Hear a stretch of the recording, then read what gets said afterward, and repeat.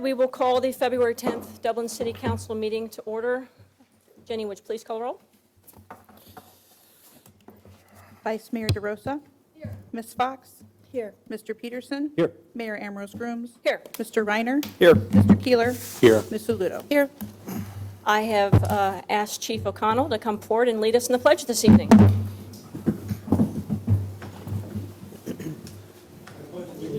To the flag of the United States of America and to the republic for which it stands, one nation, under God, indivisible, with liberty and justice for all. Very good. Well, we have a few items of business to take care of before we get into the meat of the agenda this evening. The first is for the Dublin Jerome men's golf team state champions. So please come forward, gentlemen.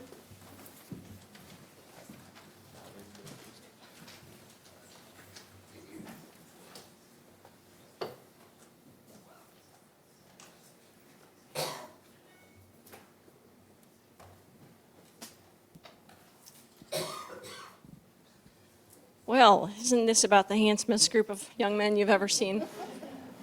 I'm a little partial, but congratulations, guys. You have had another tremendous accomplishment. For that, we have a proclamation for you here this evening. Whereas the Dublin Jerome High School men's golf team won the 2019 Division I State Golf Championship on Saturday, October 19th, 2019, marking its third state championship in a row in the ninth in program history. And whereas junior Tyler Grooms finished as the individual medalist with a two-day total of 142, which tied the Division I record low 36-hole score for an individual at the Ohio State University Scarlet Golf Course.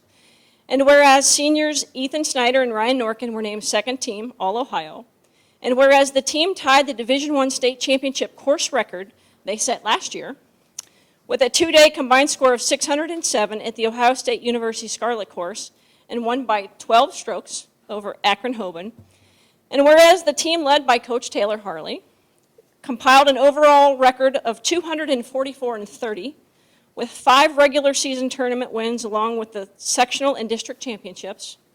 And whereas the members of the state championship Celtics golf team are seniors Ethan Snyder, Ryan Norkin, juniors Tyler Grooms, Logan Menning, and Jake Yarborough, and sophomore Brett Podobinski. And whereas the team's motto is attitude, etiquette, and integrity, and there he is, and punctuality, let me get a pen, I'll write that in there, and punctuality, let's see. And the Celtics try to incorporate those qualities in everything they do as they strive to build a tradition of excellence in golf, academics, and community contributions. Now, therefore, I, Chris Ambrose Grooms, Mayor of the City of Dublin, Ohio, on behalf of a grateful Dublin City Council, do by here proclaim Tuesday, February 11th, 2020, as Dublin Jerome High School Men's Golf Team Day in the City of Dublin, and extend our congratulations to the team and their coach in recognition of being one of the top high school golf programs in the state of Ohio, signed this 10th day of February 2020.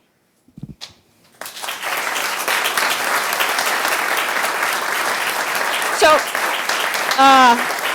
I wanted to give Taylor an opportunity if he had a couple words he'd like to say. Put me on the spot. No, thank you so much for having us. I think she pretty much said everything that I was about to say. Just super proud of these guys. Obviously, not only the hard work that they put in on the golf course, but the work they put in the classroom as well. It's quite a task to be a student athlete in this day and age, especially at a school like Dublin Jerome. So super proud of them and everything they've accomplished. And thank you very much for having us. Well, you want to introduce yourselves? I'm Ryan Norkin. I'm a senior. I'm going to Ohio Wesleyan next year. I'm Tyler Grooms. I'm a junior, and I'll be going to Ohio State University. I'm Logan Menning, and I'm a junior, and I have no college plans at the moment. Sophomore Brett Podobinski. I'm Jacob Yarborough. I'm a junior, and I'm going to Jerome next year. Thank you so much, guys.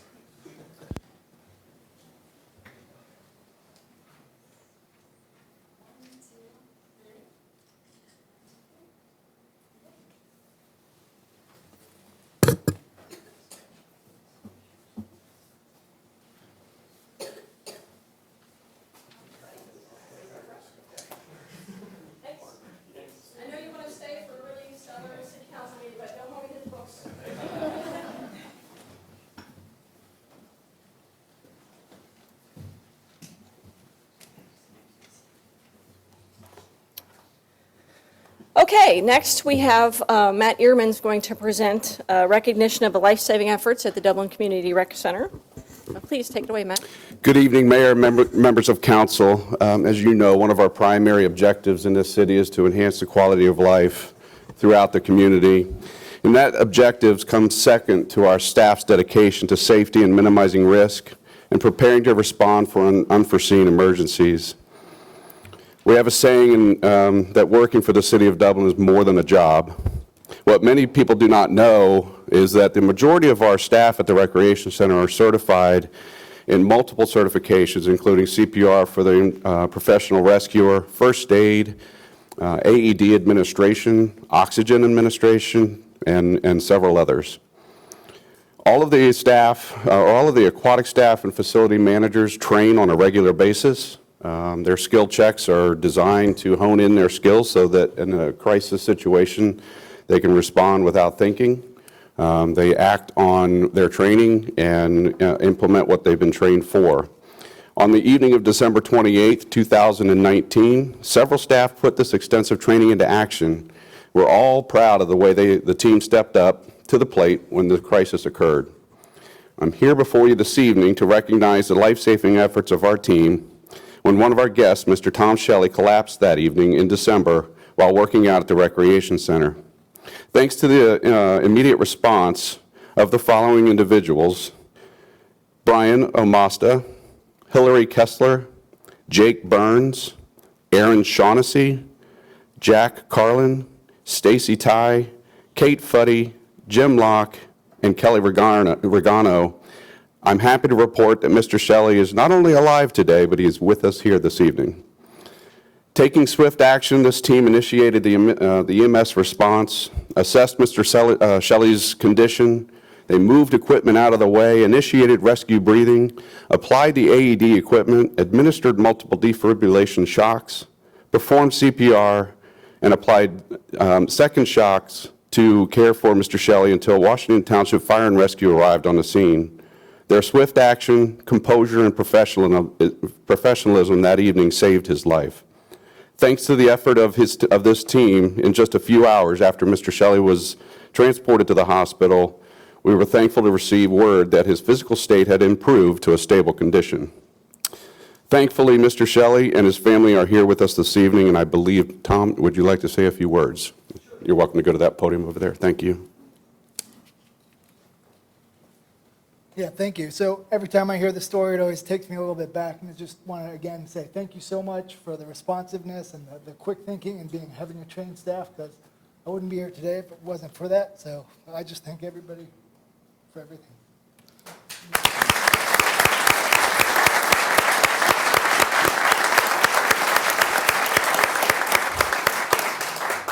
Mayor, if I might, we have several of our staff representing here this evening. Some of the people that were involved that evening could not be here because they are still in college, which gives you an understanding of the complexity of age versus trauma and drama that they have to deal with. But we have an incredible staff that takes a leadership role in the training. We have a staff that is dedicated to receiving that training. They take pride in that training. And if our staff would at least stand up, all of you, regardless of whether you're there that evening, thank you for being here. Come on, ahead.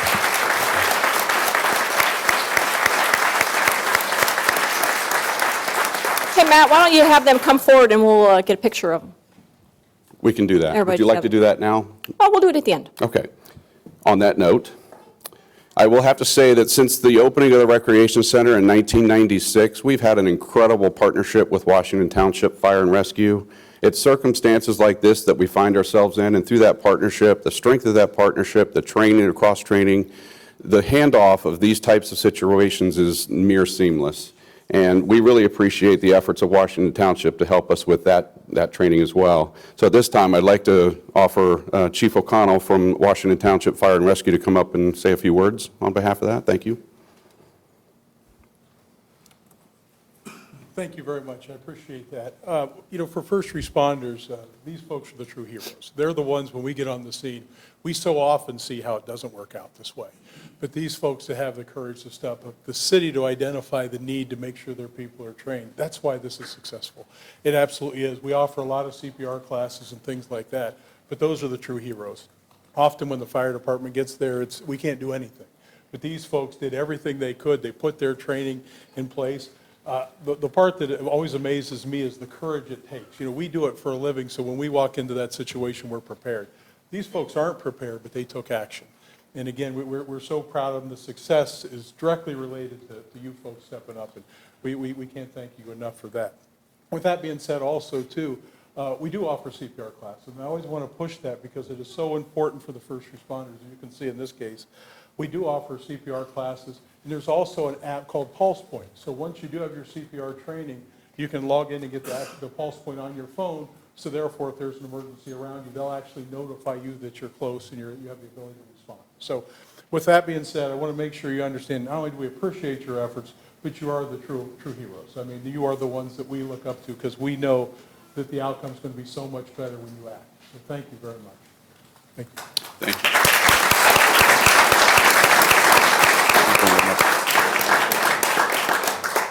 Chief, why don't you come on up with the folks from the rec center Take your and the individual that they assisted, and come on up, we'll get a picture. Suitable for social media.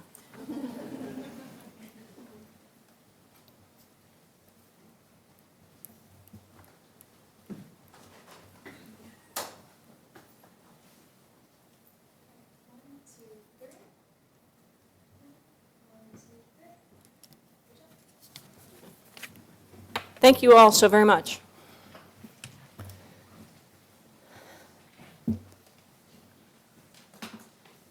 Okay, Chief O'Connell, if you want to step back up, I believe you have a few additional words for us.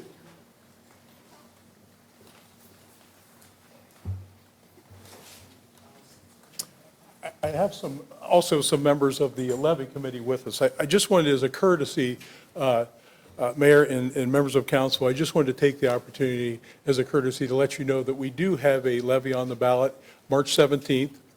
It is a renewal. It is no increase in taxes. It's our 8.25 millage levy. One of the things with our Board of Trustees is they ask us to be fiscally responsible, and they have pushed that for years.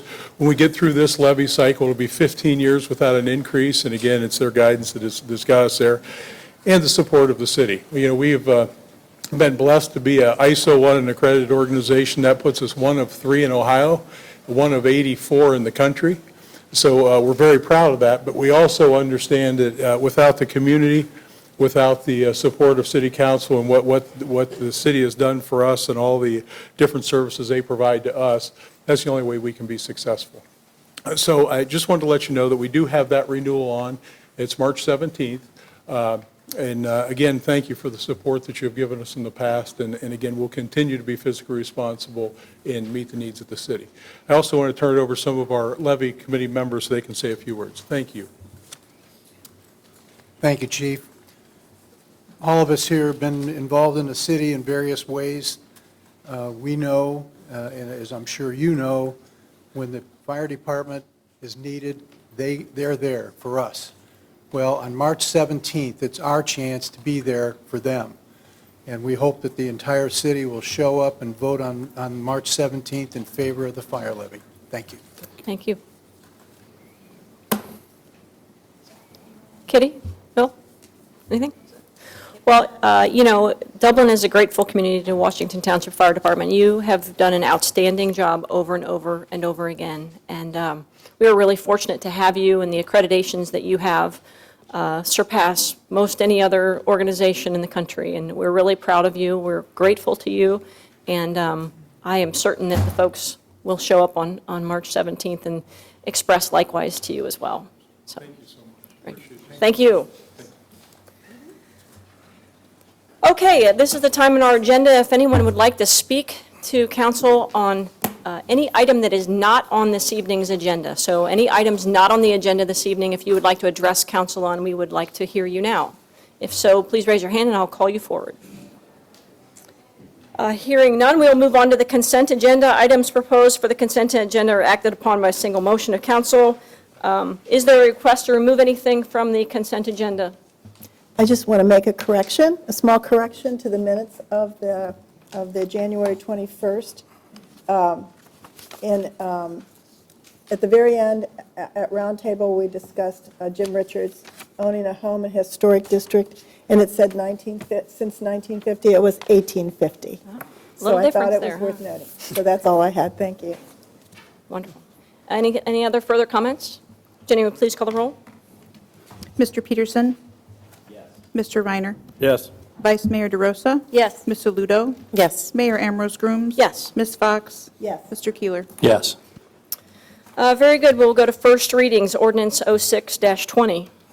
Rezoning approximately 3.47 acres east of Highland Croy Road, south of Mitchell DeWitt Road from PUD Planned Unit Development District, Oak Park Subarea E, to PUD Planned Unit Development District, Oak Park Subarea F, for the future development of up to 12 single-family homes and 0.66 acre of open space.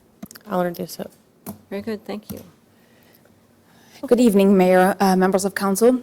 I have a very quick presentation for you tonight, and this ordinance comes with a recommendation of approval from the Planning and Zoning Commission, who saw this in December. And as Ms. Delgado mentioned, this is a request for rezoning 3.5 acre approximately from what is currently permitted to be a commercial development to 12 single-family lots. The site in question is these two rectangular-shaped parcels that are outlined in yellow on your slide. They are on the west side of Highland Croy Road and are basically to the north and to the south of Oak Park Boulevard, which is the entryway into the neighborhood.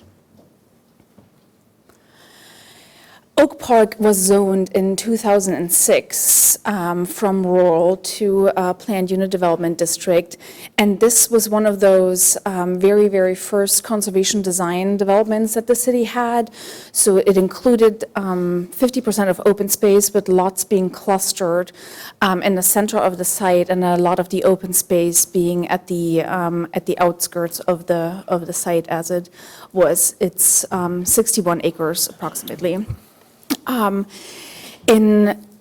The site developed since 2006, and then in 2017, there was a rezoning that was approved by City Council to allow a conversion of townhomes to single-family lots. And then what is before you is the two areas outlined there in the blue color, which is a conversion of the commercially zoned area to a single-family zoning. In more detail here, we have a little bit of a close-up of the area in question. The lots are in line with the lots within the Oak Park subdivision as they exist today and as they have developed to date. So the smallest lot is 0.16 acre, and then the larger lot is 0.22 acres, and all of those lot sizes are in line with what is existing today.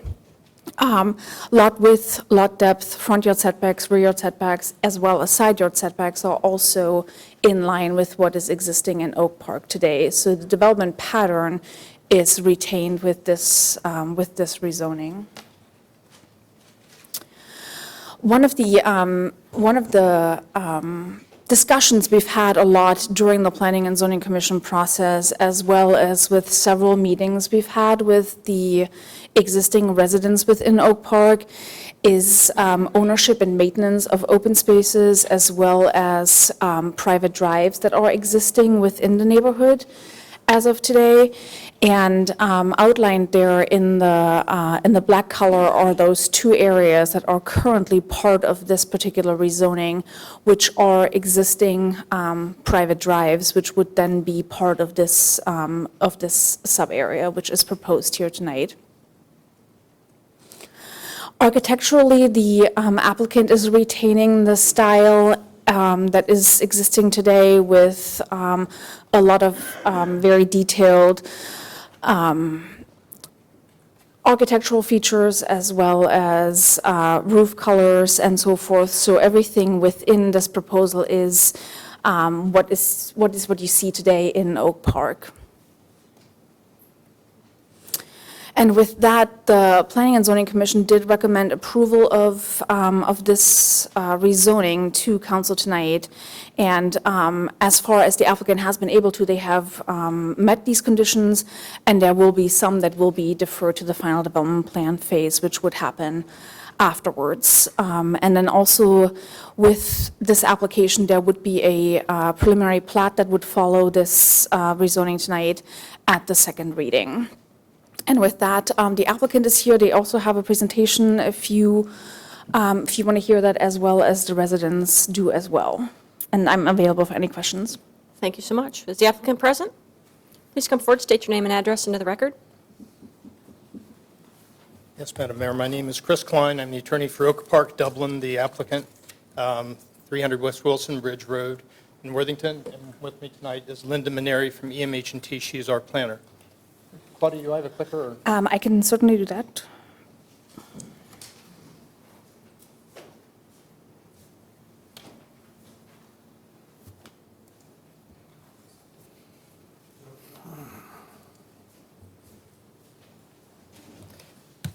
This first slide is the initial zoning subareas from Oak Park.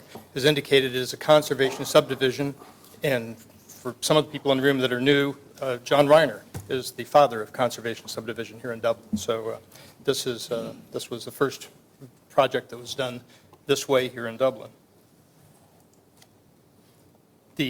I'll go ahead and describe what there it is. Okay, if you look on the left drawing, that's the original subareas. And that large dark orange area is the commercially zoned land. That was retained by the seller of the land, who was a co-developer to start out with. And we never had any control over that from a residential standpoint. As you can see, that dominates the entrance to the subdivision, both visually and also dominated the planning for all the things that had to happen in order for that commercial to be there. And we're sort of trying to put the genie back in the box. It's been a negative to the Oak Park since the beginning, both for the residents and for us as the lot sellers.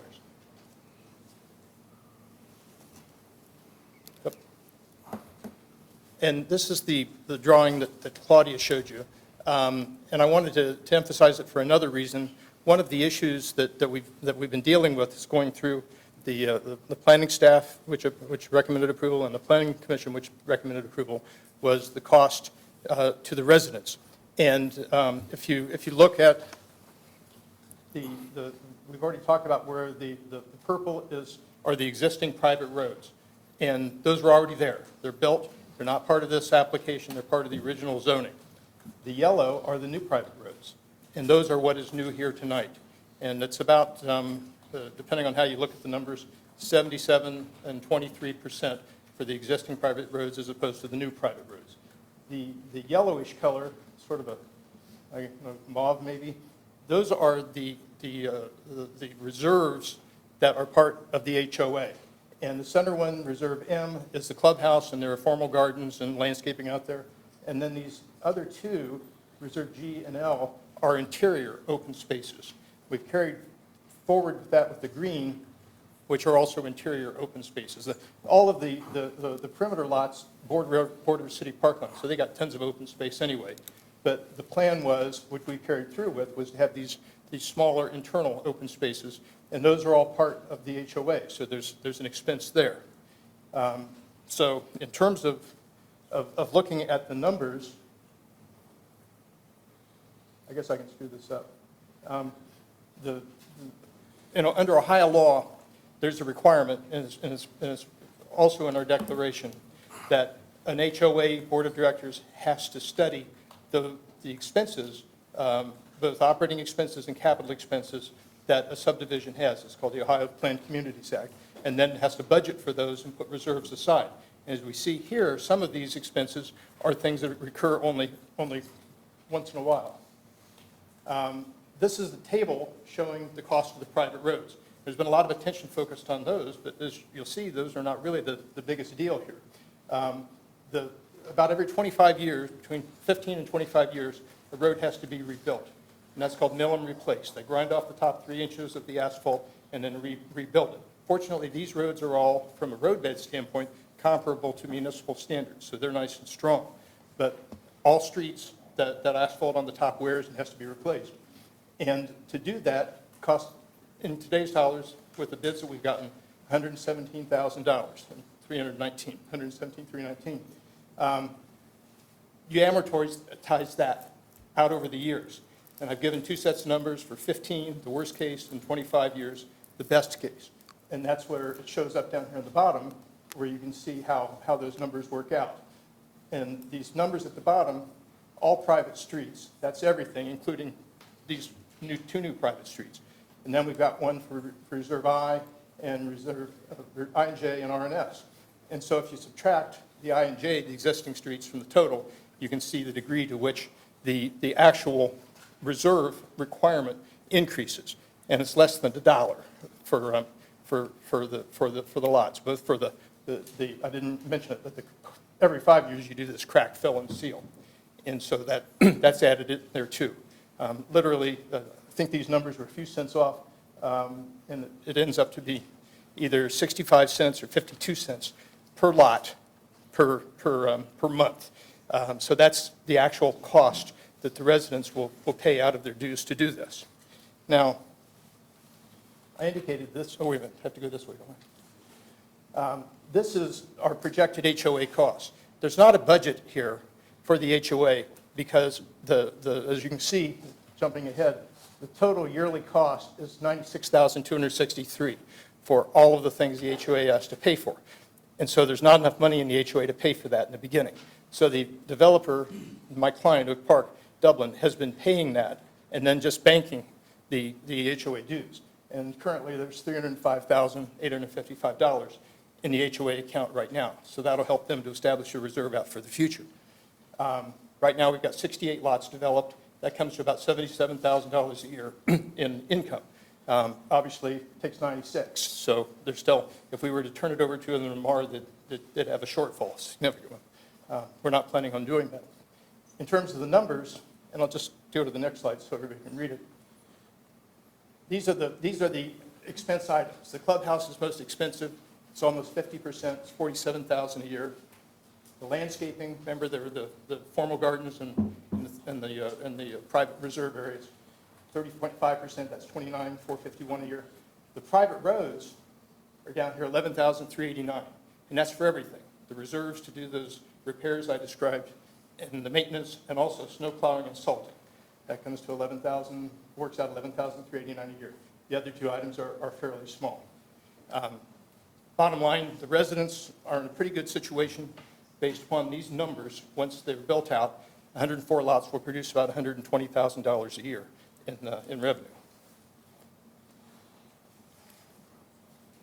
And that's what I just said. Now, in terms of lot standards, there's been a criticism over that, and yet it's sort of hard to understand. The question of lot width is one of the objections, and these lots at 55 feet have the same minimum as the, that's why I had that up there. This is sub-area B, which is sort of a model for what we're working from. Around the edge are the larger lots, and then sub-area B are the 55-foot minimum lots. And then a certain percentage of them, I think like 15 of them, had to be above 55 feet. And that's like 38%. So if you go to what we are proposing to you today, all of the lots have 55-foot minimums, but only 2 of them are actually 55 feet.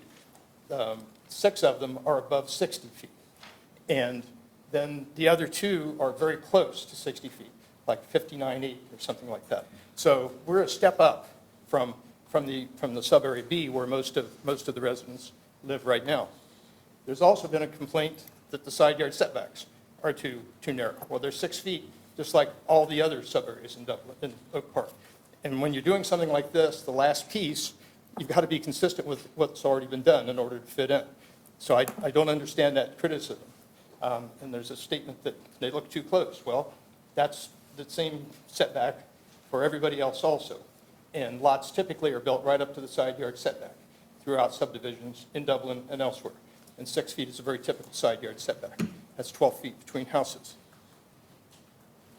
Been a question about tree lawns. And Dublin code is 8 feet. And there was a question that they should be at least 7 feet. So along Oak Park Boulevard and Oak Tree Drives north and south, those tree lawns are 8 feet. 4-foot sidewalks, street trees per Dublin code. This internal area, these private streets, are sort of like alleys. Dublin doesn't have any requirements for any kinds of tree lawns or sidewalks or anything for those kinds of private streets. Nonetheless, we do have the 4-foot sidewalk, which was one of the requests of the Planning Commission, that there be sidewalks installed down to these open spaces. On the other side of the street, there's nothing. There's street trees and their garages for the villa lots are sort of like patio homes. And then there's some landscaping along the fences. But we have 4-foot sidewalks. We have street trees. They're inside of the sidewalk rather than being out in a formal tree lawn. And keeping in mind that tree lawns are the distance between the edge of the pavement and the edge of the right-of-way. And so that's why we have 8 feet in the code standard to produce that extra space. There's also a residual tree lawn that is outside of the black zoned area and inside of the pavement, inside of the curb.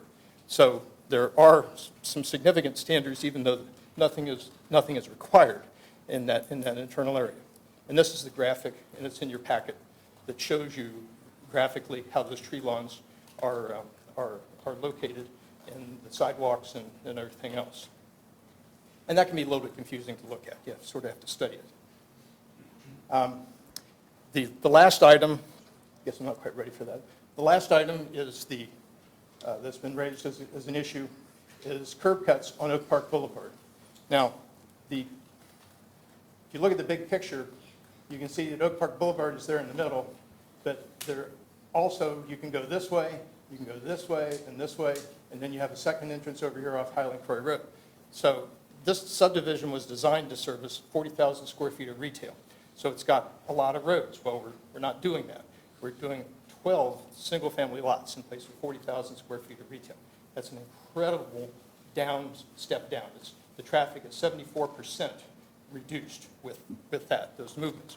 So having several of these lots, there are 3 lots that actually border Oak Park Boulevard. These here on the west will access off the private drive, no question there. 2 of them have to access from Oak Park. And by the way, this is where the curb cut was for the commercial. So there already were multiple curb cuts for the private road to the north, to the east, the private road to the west, and the curb cut in the middle going into the commercial parking areas. So having at the most 4 houses that have curb cuts on Oak Park Boulevard is not a problem from a traffic standpoint. And in terms of pictures, one of the things that is very important to a residential subdivision is that you've got a quality front door. Of course, we've never had that at Oak Park because we've had this sword of Damocles hanging over everybody's head with the commercial at the entrance. Well, you need a good quality front door. And so one of the things that we might do, or whoever the builder is that makes the choice on the home, is to put this model, which is already in existence, in that prime position right there at the front door. And it's interesting because it doesn't have a front driveway. It has a side driveway, which is what's depicted on the site plan that I showed you, and then a side. So if you can envision that being what you would see as you come into Oak Park, and on top of that, the text provides that they can be bookended. There could be a mirror image of the same model across the street. So you could have a very, very good view coming into Oak Park. As I said earlier, this has been a problem for us from the very beginning. And we've never been able to get control of that land. And as you may recall, we went down did the villa rezoning in 2017, where we converted the 3-story townhouses to the villas, sort of a patio home type product with garage access to the rear. And at that time, we didn't have control of this land. But we got those zoned, we got those planned, we've made a lot of contractual linkages in order to get those done with remember, we had this connection these other two developers, the commercial developer and the partnership which sold us the land. So it wasn't a question of like we bought it and then it was ours. We've been joined at the hip all the way through this. The contract is like, it's either, I think it's either the third or fourth amendment. But in 2019, June, we finally got control of that land, and that's why we're here today.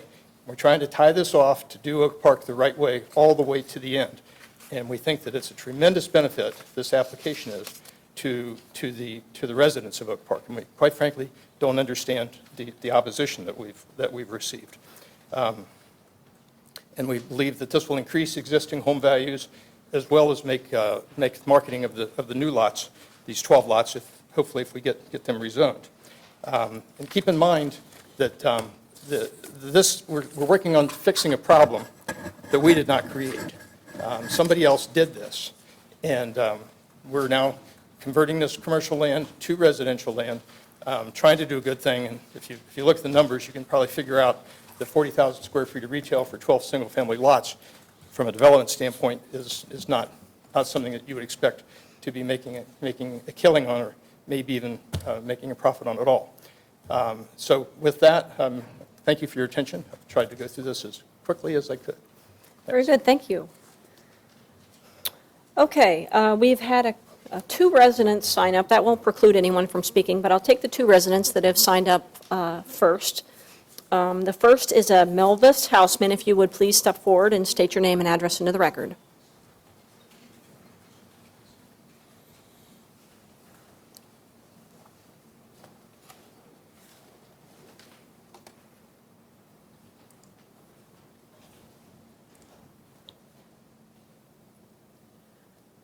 Hi, good evening.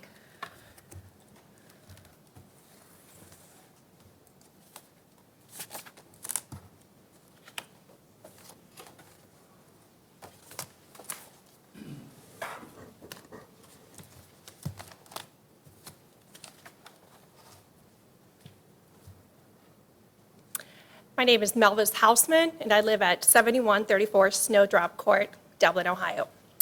I am here representing myself, as well as the overwhelming majority of the homeowners at Oak Park, many of whom are here with me tonight, and I ask for all of them to please stand up. For the ones in the back, if you can just sort of, wave your hand, that would be great. Thank you. Also with me is Prasad, another homeowner, and Patty. Thank you. And I wanted my daughter to be here tonight so that she could see all the work that I've been putting into for tonight's presentation. She promised me she was going to behave.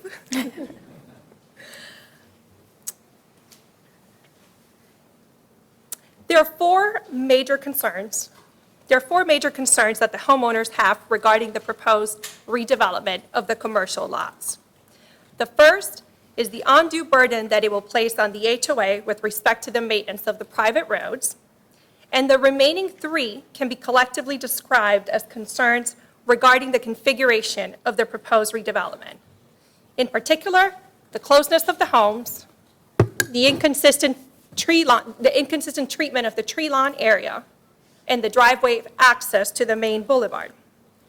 Some of these concerns have been raised before, and we raise them here again tonight because this is the last opportunity to do the right thing for this community. Now, with respect to the maintenance of the private roads, I do want to point out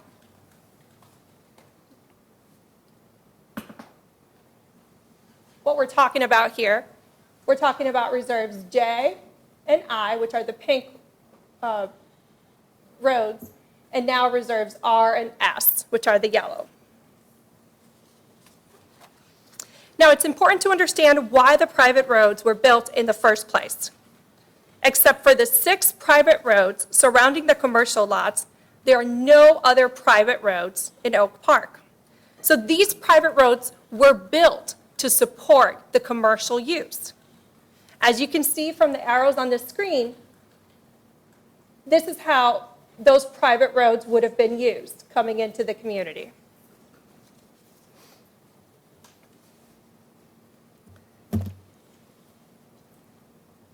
Now, from the very beginning of the Oak Park development, the cost of maintaining the private roads has been a concern. The minutes from the November 6, 2006 City Council hearing reflect that the mayor at the time was concerned because maintaining roads, and I quote, are an enormous expense to individual homeowners who are already paying taxes for the purpose of roadway maintenance. In fact, the mayor said that she didn't understand why private roads were being built in this community in the first place. And in response to the City Council's concerns, the attorney for the developer sent a letter to city staff dated November 15, 2006, outlining 3 alternatives to deal with the cost of maintaining these roads. The first alternative was for the homeowners of the townhomes and the commercial lots to share in the maintenance cost of these roads. The second alternative was similar to the first, except that it expanded the cost-sharing agreement and that responsibility to the entire Oak Park community. And the third alternative was to change the designation of the private roads and make them public roads, which according to the attorney at the time, this wouldn't be a problem because the roads were already built to public specifications and such a change would not require any changes to the site layout. I think there are 3 things worth noting here. Number 1 is that with respect to the cost-sharing alternative, the attorney said some arrangement will be made in order to ensure that the commercial property owners are committed and able to contribute their fair share.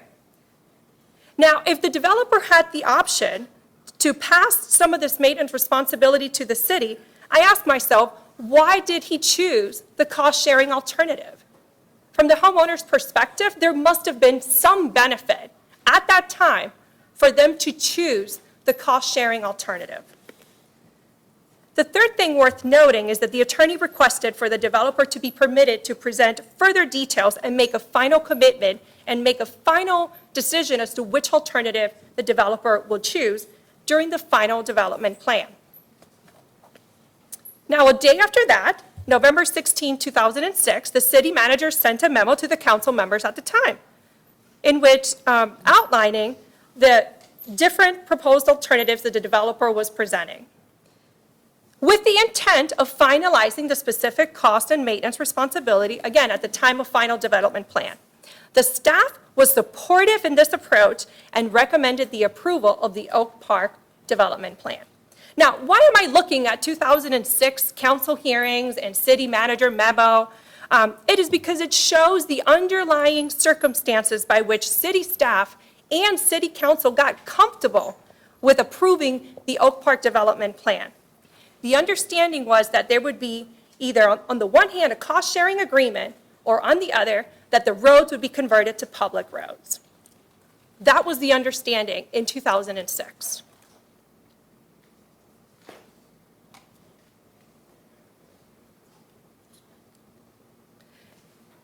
Now, today, we know which of the 3 alternatives were selected. We know that it's this concept of the cost-sharing agreement. How do we know this? I will tell you that in a second. But we know that the HOA would own and maintain some portions of the private roads, what we're considering today reserves I and J, that the HOA and the commercial lot owner would share the maintenance of those reserves, and that the commercial lot owner would own and maintain the other portions of the private roads, what are currently being proposed as reserves R and S. And how do we know this, as I mentioned? Because it is referred to it in the Oak Park's declaration, specifically Article 5 and Article 7 discuss this concept of the cost-sharing agreement.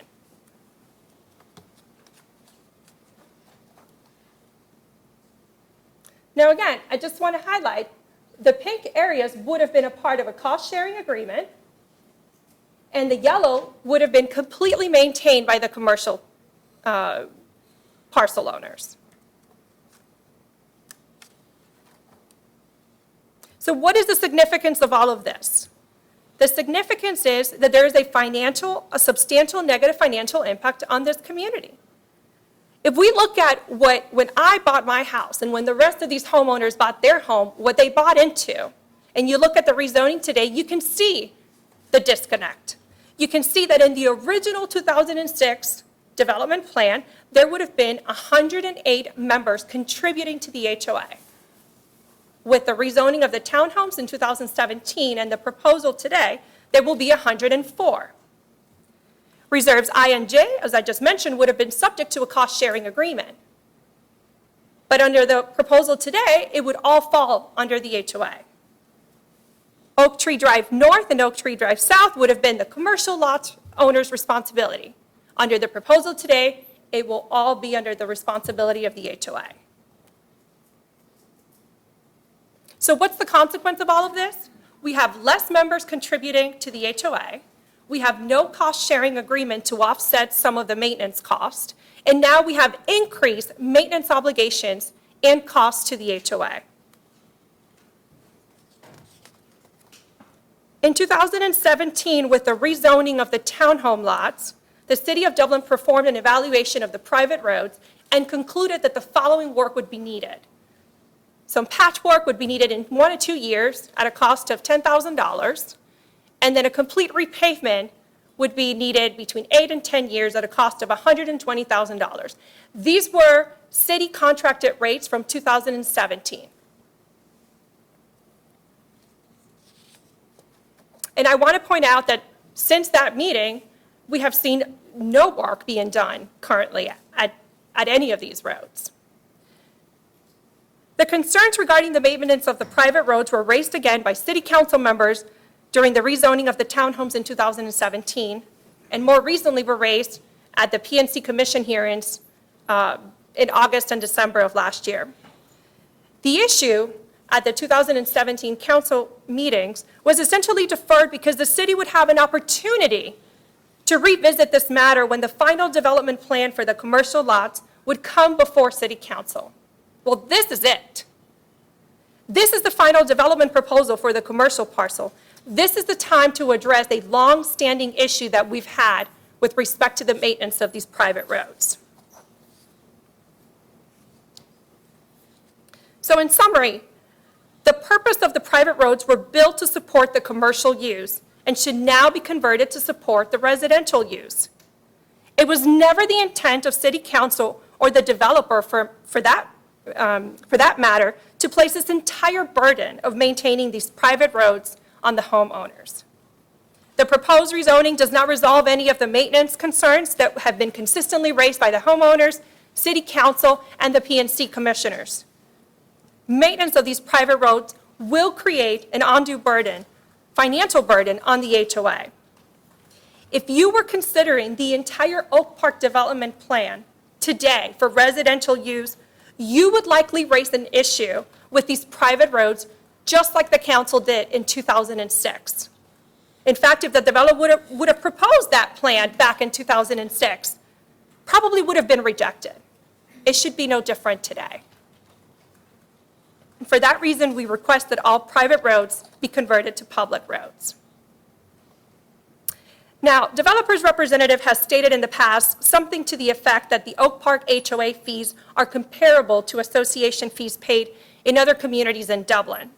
So in August of 2019, the homeowners decided to reach out to other homeowners in the community to compare our HOA fees and also compare the benefits that we are receiving in return for those HOA fees. Now with me, I have a summary chart summarizing the information that we collected. And I asked Jenny, would you mind passing that to the council members, please?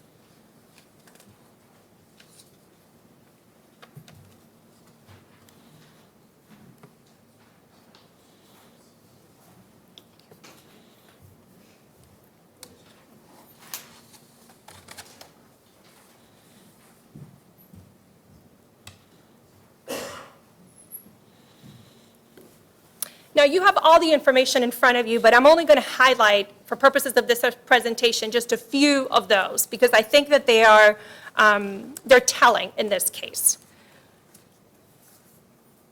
If we look at Westbury, and again, these are numbers from August of 2019 provided by other homeowners in the community. If we look at Westbury, they paid a yearly cost of $125 essentially to maintain about 5 acres of common land and fencing, among other cul-de-sac islands and one entrance sign.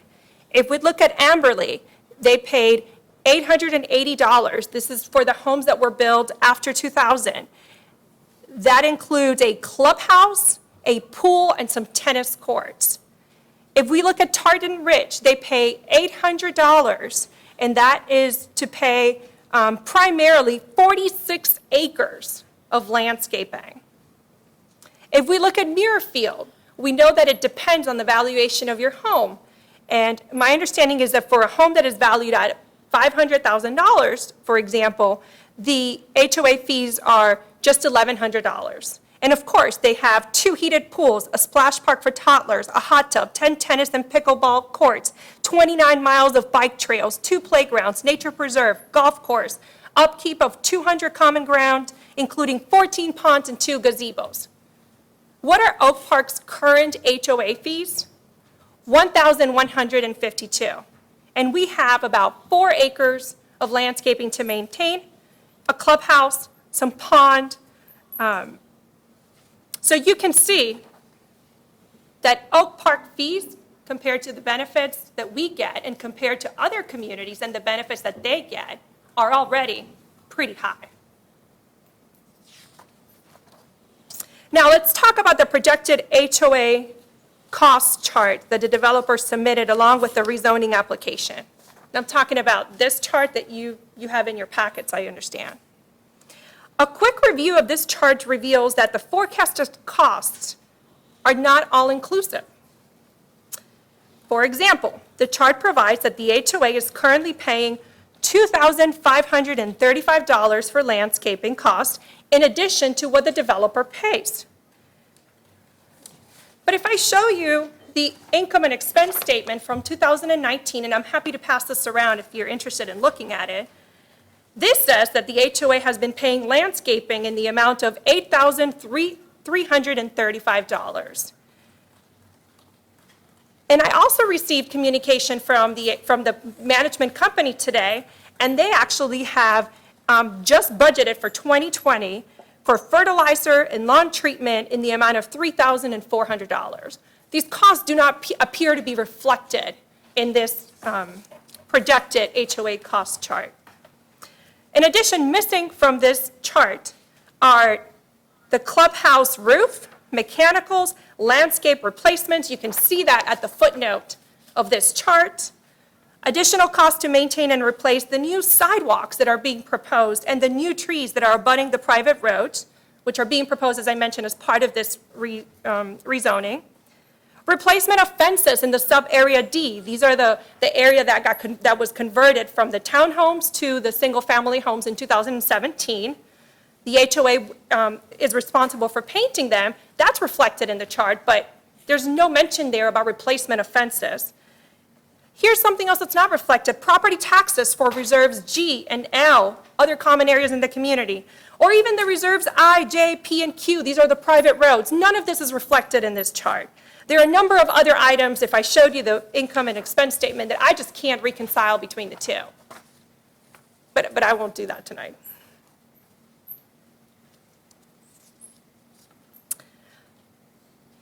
One more point I want to make, and it deals with the reserve funds.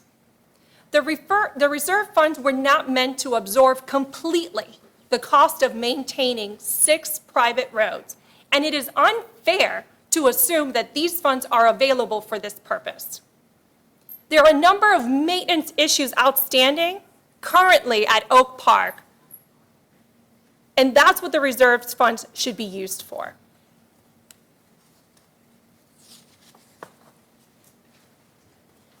Now, I want to talk about the 3 other issues that I mentioned at the beginning of my presentation, which all deal with the configuration of the proposed redevelopment.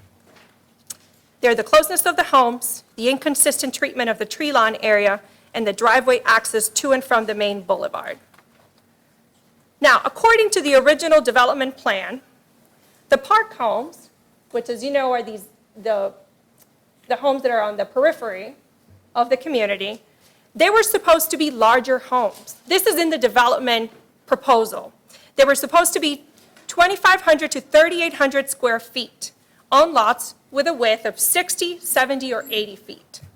Now, the village homes, which are the areas in sub-area B, these were supposed to be smaller homes. They were supposed to be 2,000 to 2,800 square feet on smaller lots with a width of 55 or 60 feet. But according to developers' representative, buyers of the village homes didn't want the smaller homes. Since then, since the development standards did not explicitly restrict the larger homes, developer went ahead and accommodated the demands of the buyers and built the larger homes here and here.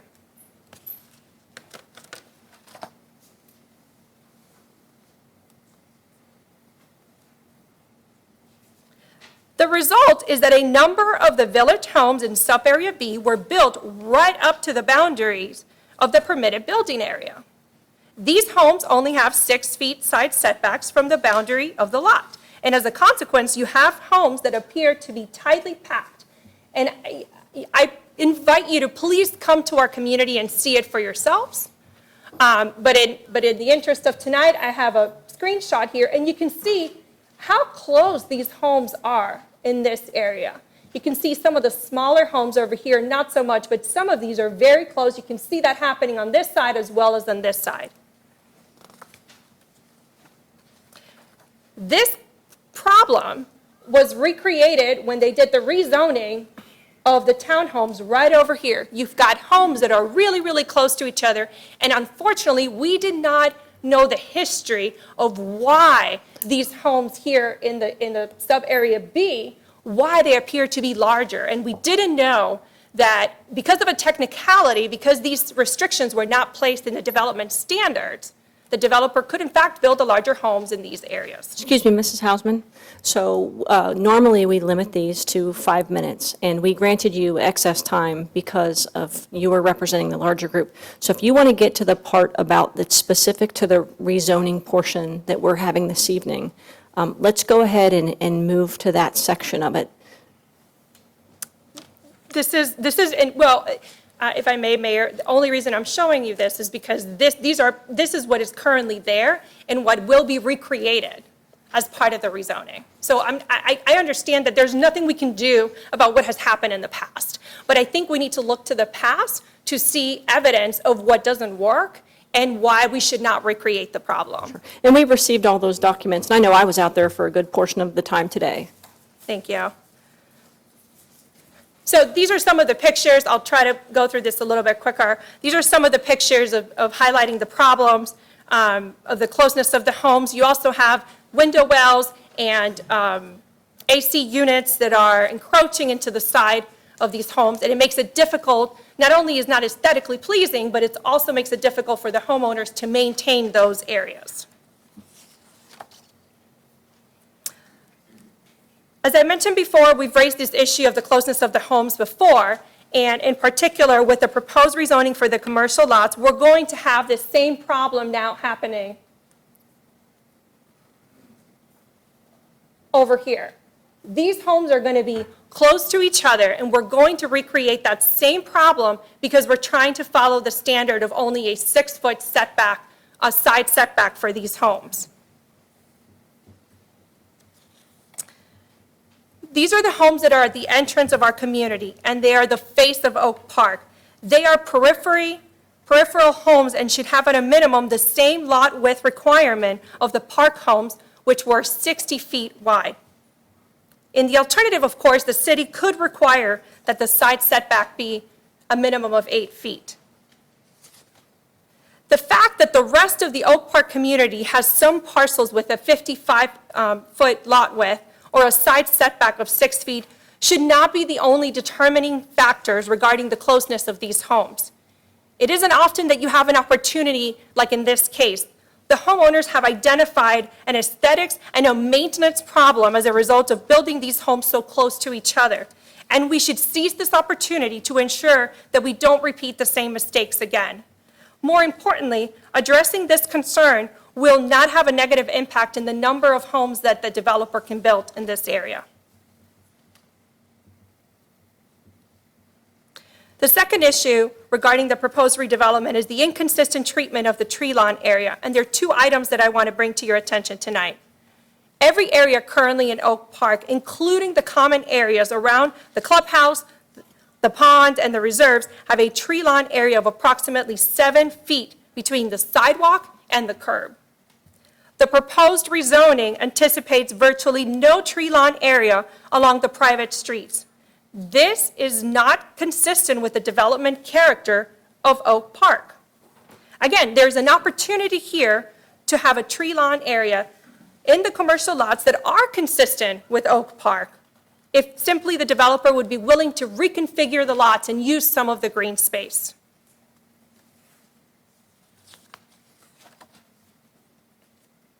The second item regarding the inconsistent treatment of the tree lawn area concerns the maintenance responsibility for the tree lawn areas, particularly in front of the homes. Developer proposes for the HOA to maintain the tree lawn area directly in front of the homes facing Highland Croy. Again, this is not consistent with the rest of the community. Every homeowner has to maintain the area in front of their house. Why is this a burden now that has to fall on the HOA?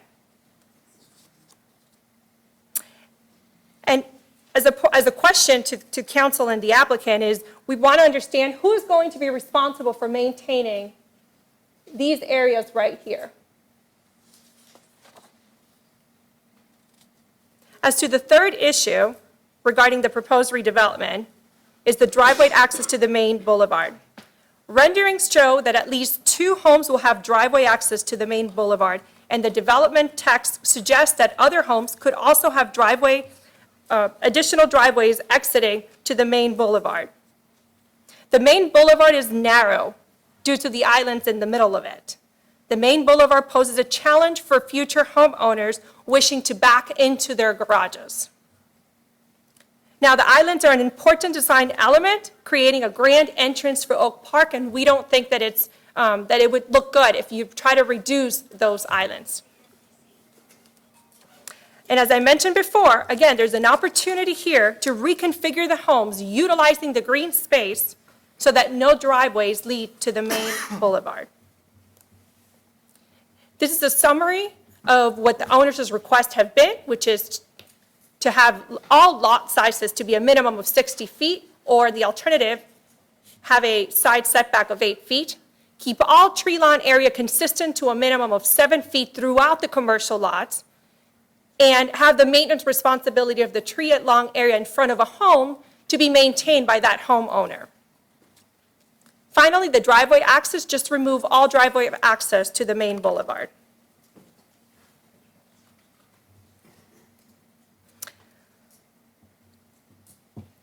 Okay. These are the requests of the homeowner. The developer today has full control of the commercial lots, the private roads, the townhome lots that were rezoned in 2017, and the HOA. There are alternatives here for the developer to consider as part of this rezoning to address all of these issues without reducing the number of homes the developer is proposing. And developer could pass some of those costs to address our concerns to the 32 homes that will be built at the entrance of our community. The homeowners strongly believe that if developer addresses these concerns, this will make the community better and more desirable for potential buyers. Unfortunately, the developer has made it very clear that he is unwilling to entertain any of the changes to the proposed development plan. For that reason, 94% of the Oak Park homeowners do not support the rezoning of the commercial lots as proposed by the applicant.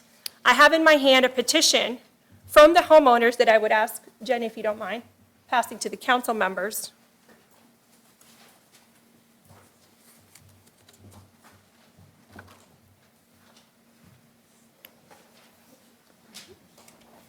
We can take time at a later date to peruse these.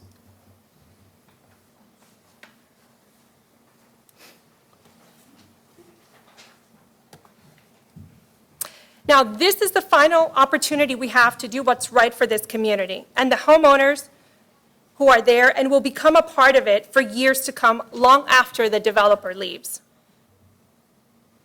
The Oak Park homeowners urge the City Council to reject the proposed rezoning of the commercial lots. I urge you to consider closely the impact that this proposed rezoning will have on the rest of the community and reject it. Thank you for your time. Very good, thank you.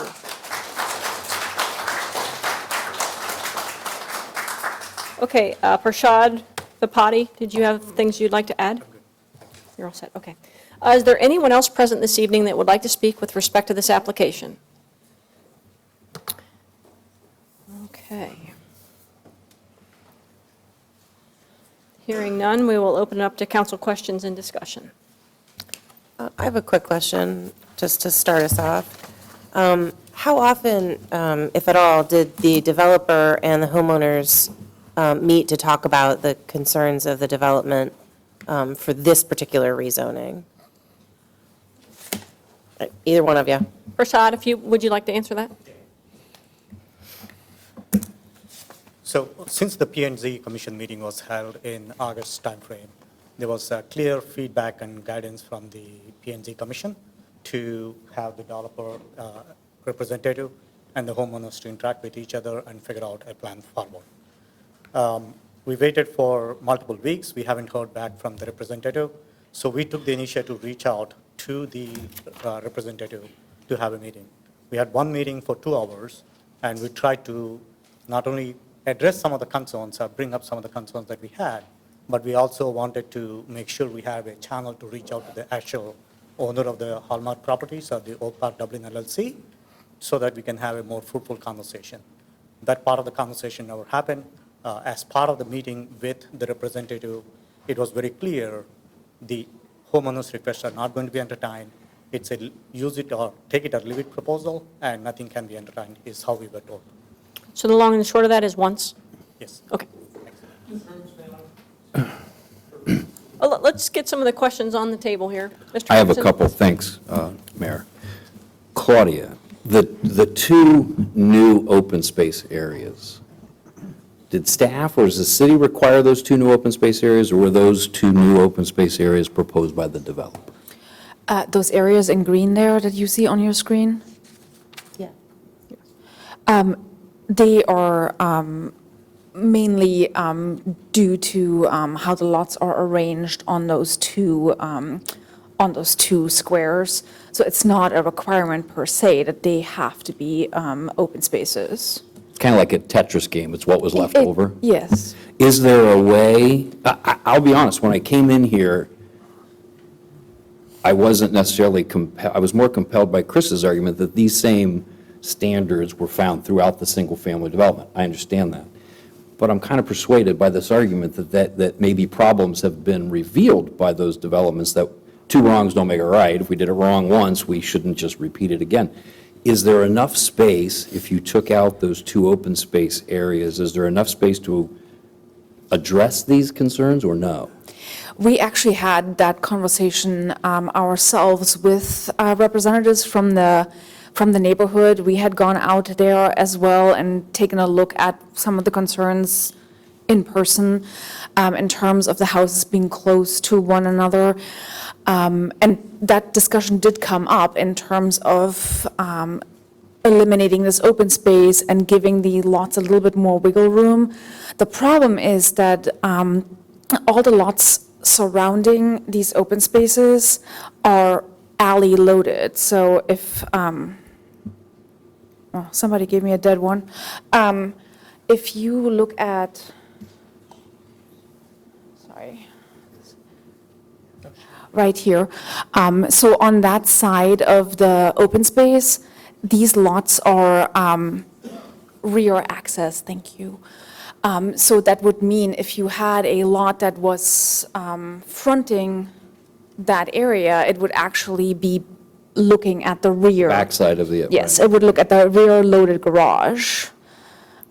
So that's really when it became clear that that's not really an option in terms of what's surrounding those open spaces. The houses could be smaller though, right? I mean, there is no requirement that says they have to be a certain size, whether or not they're small or they're large, as long as they fit on the lot, as long as they meet their setback requirements, that 6-foot side yard is existing throughout this particular neighborhood and many others we've actually researched and found.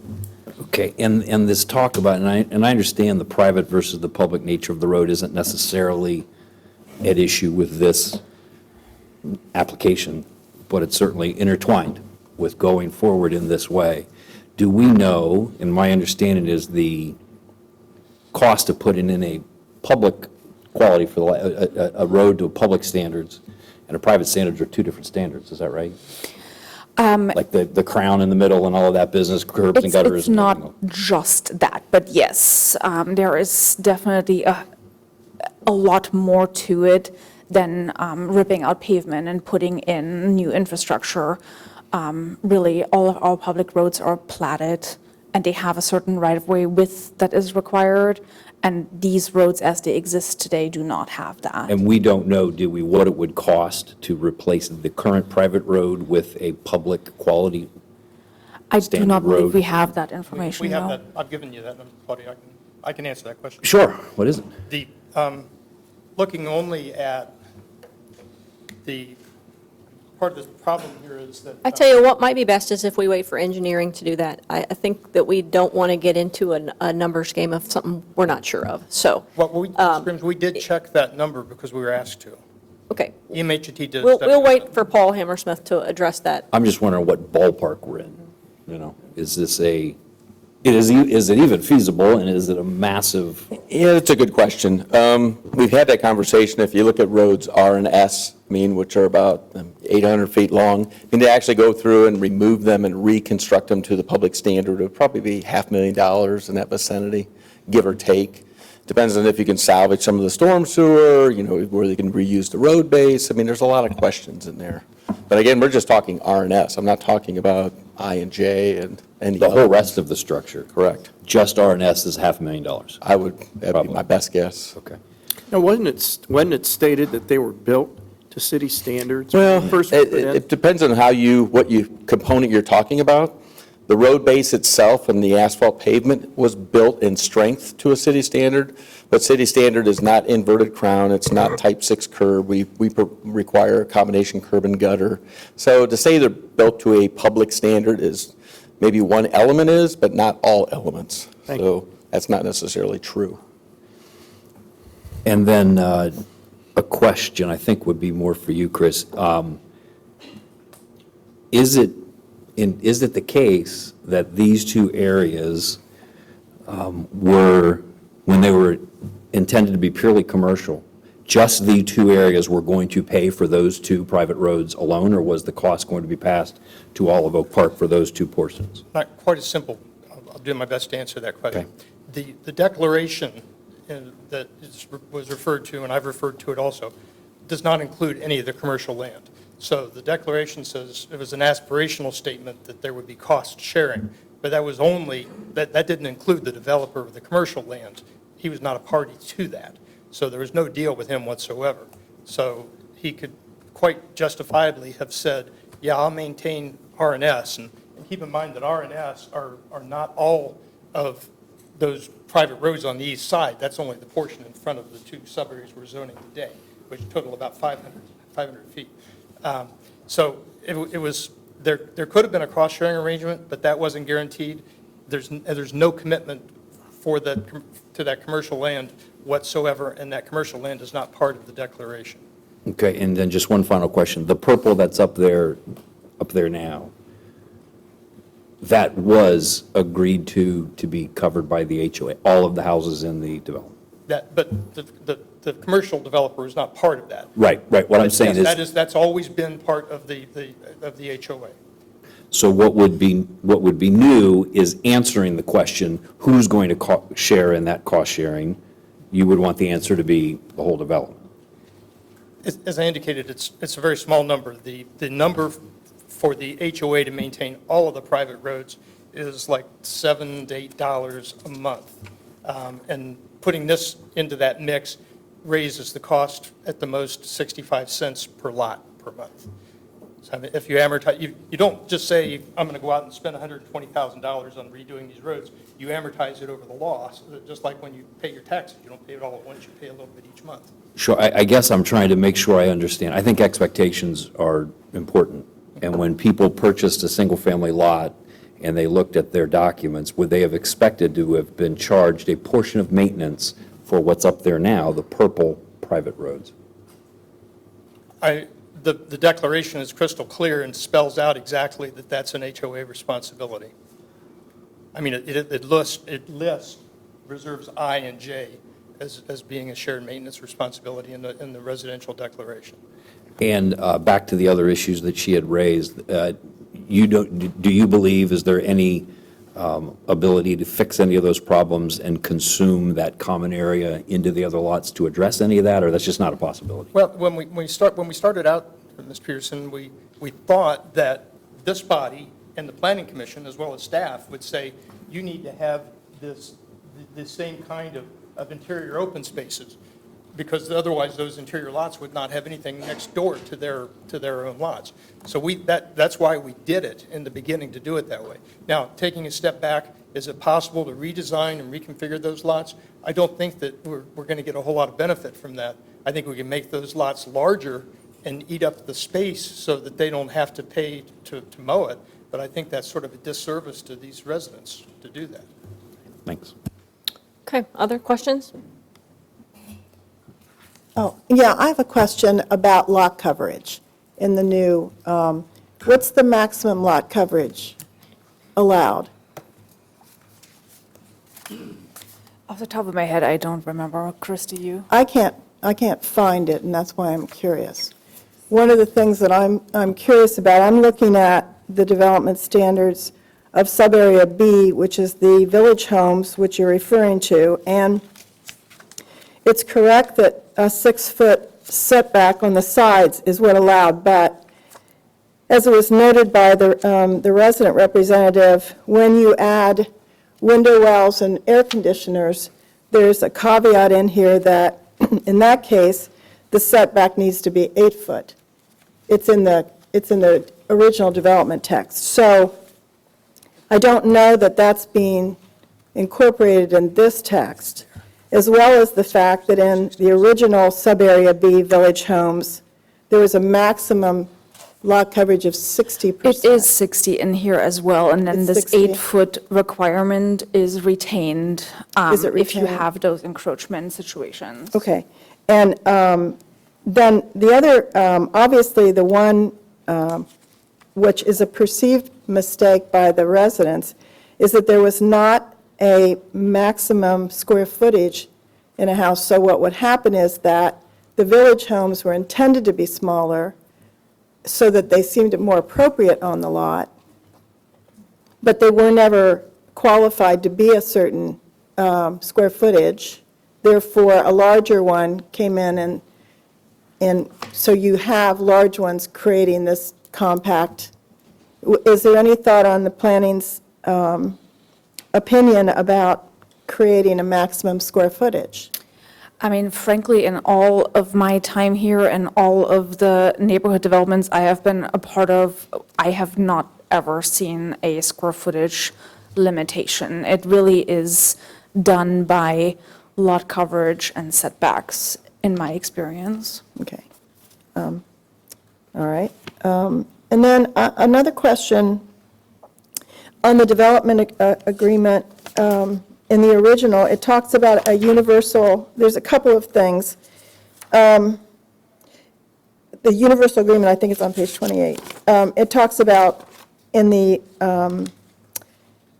subarea B, there's 2, maintenance of all landscaping for individual lots within subarea B shall be the responsibility of forced and funded homeowners association.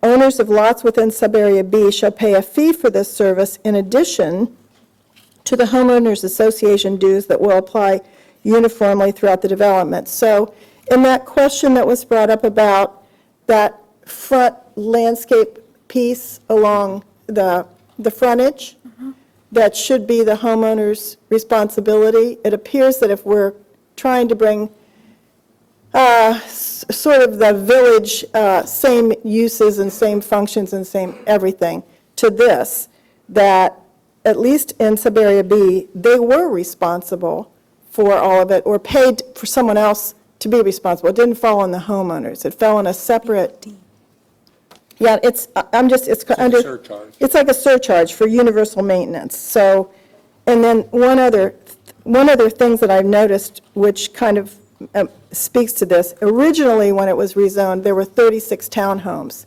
It was rezoned to 20 villa homes, which dropped 16 homeowners out of the pool of contributors, correct? That's correct, yes. Okay, so, yeah, I'm just trying to get my head around it. Can I respond to the question about the maintenance of land? Mhm. The tree lawn, which is what's in front of all the homes that border city streets, is not maintained by the city, even though the city owns it. People cut their own grass out there. That's the same requirement that would be here. The people would cut the grass in front of their lots. There's absolutely no statement anywhere that, in the text, that would be the responsibility of the HOA. It isn't, okay. Okay, so that was a misunderstanding on their part. Yeah, I don't know where that came from. Okay, all right. That's all I have at the moment. Can I just add a question related to that, and then, and you can go ahead, and then I'll have a couple other points.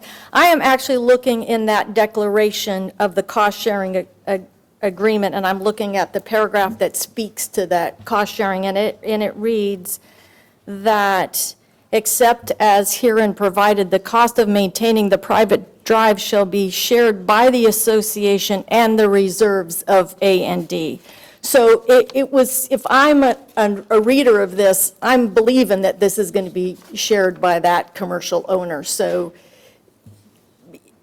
I mean, it's pretty clear that if you were a buyer of this property and this is the agreement that you're signing to, that it would be shared. The only thing I'll say is what I said earlier, that was only the resident's declaration that was saying that. The commercial developer never signed into that and wasn't a party to it. Okay. So that's why I say it's aspirational, that we'd like to work out a cost-sharing arrangement. And maybe that would have happened, maybe it wouldn't have, I don't know. I'm just saying, if I'm a buyer and I'm reading this, it seems pretty clear to me that that is the intent. And so maybe it was aspirational, but it was We also wrote legal. That was my client's intent when they wrote it, that it would be shared. Mr. Keeler? The HOA, are there in fact reserves of $305,000?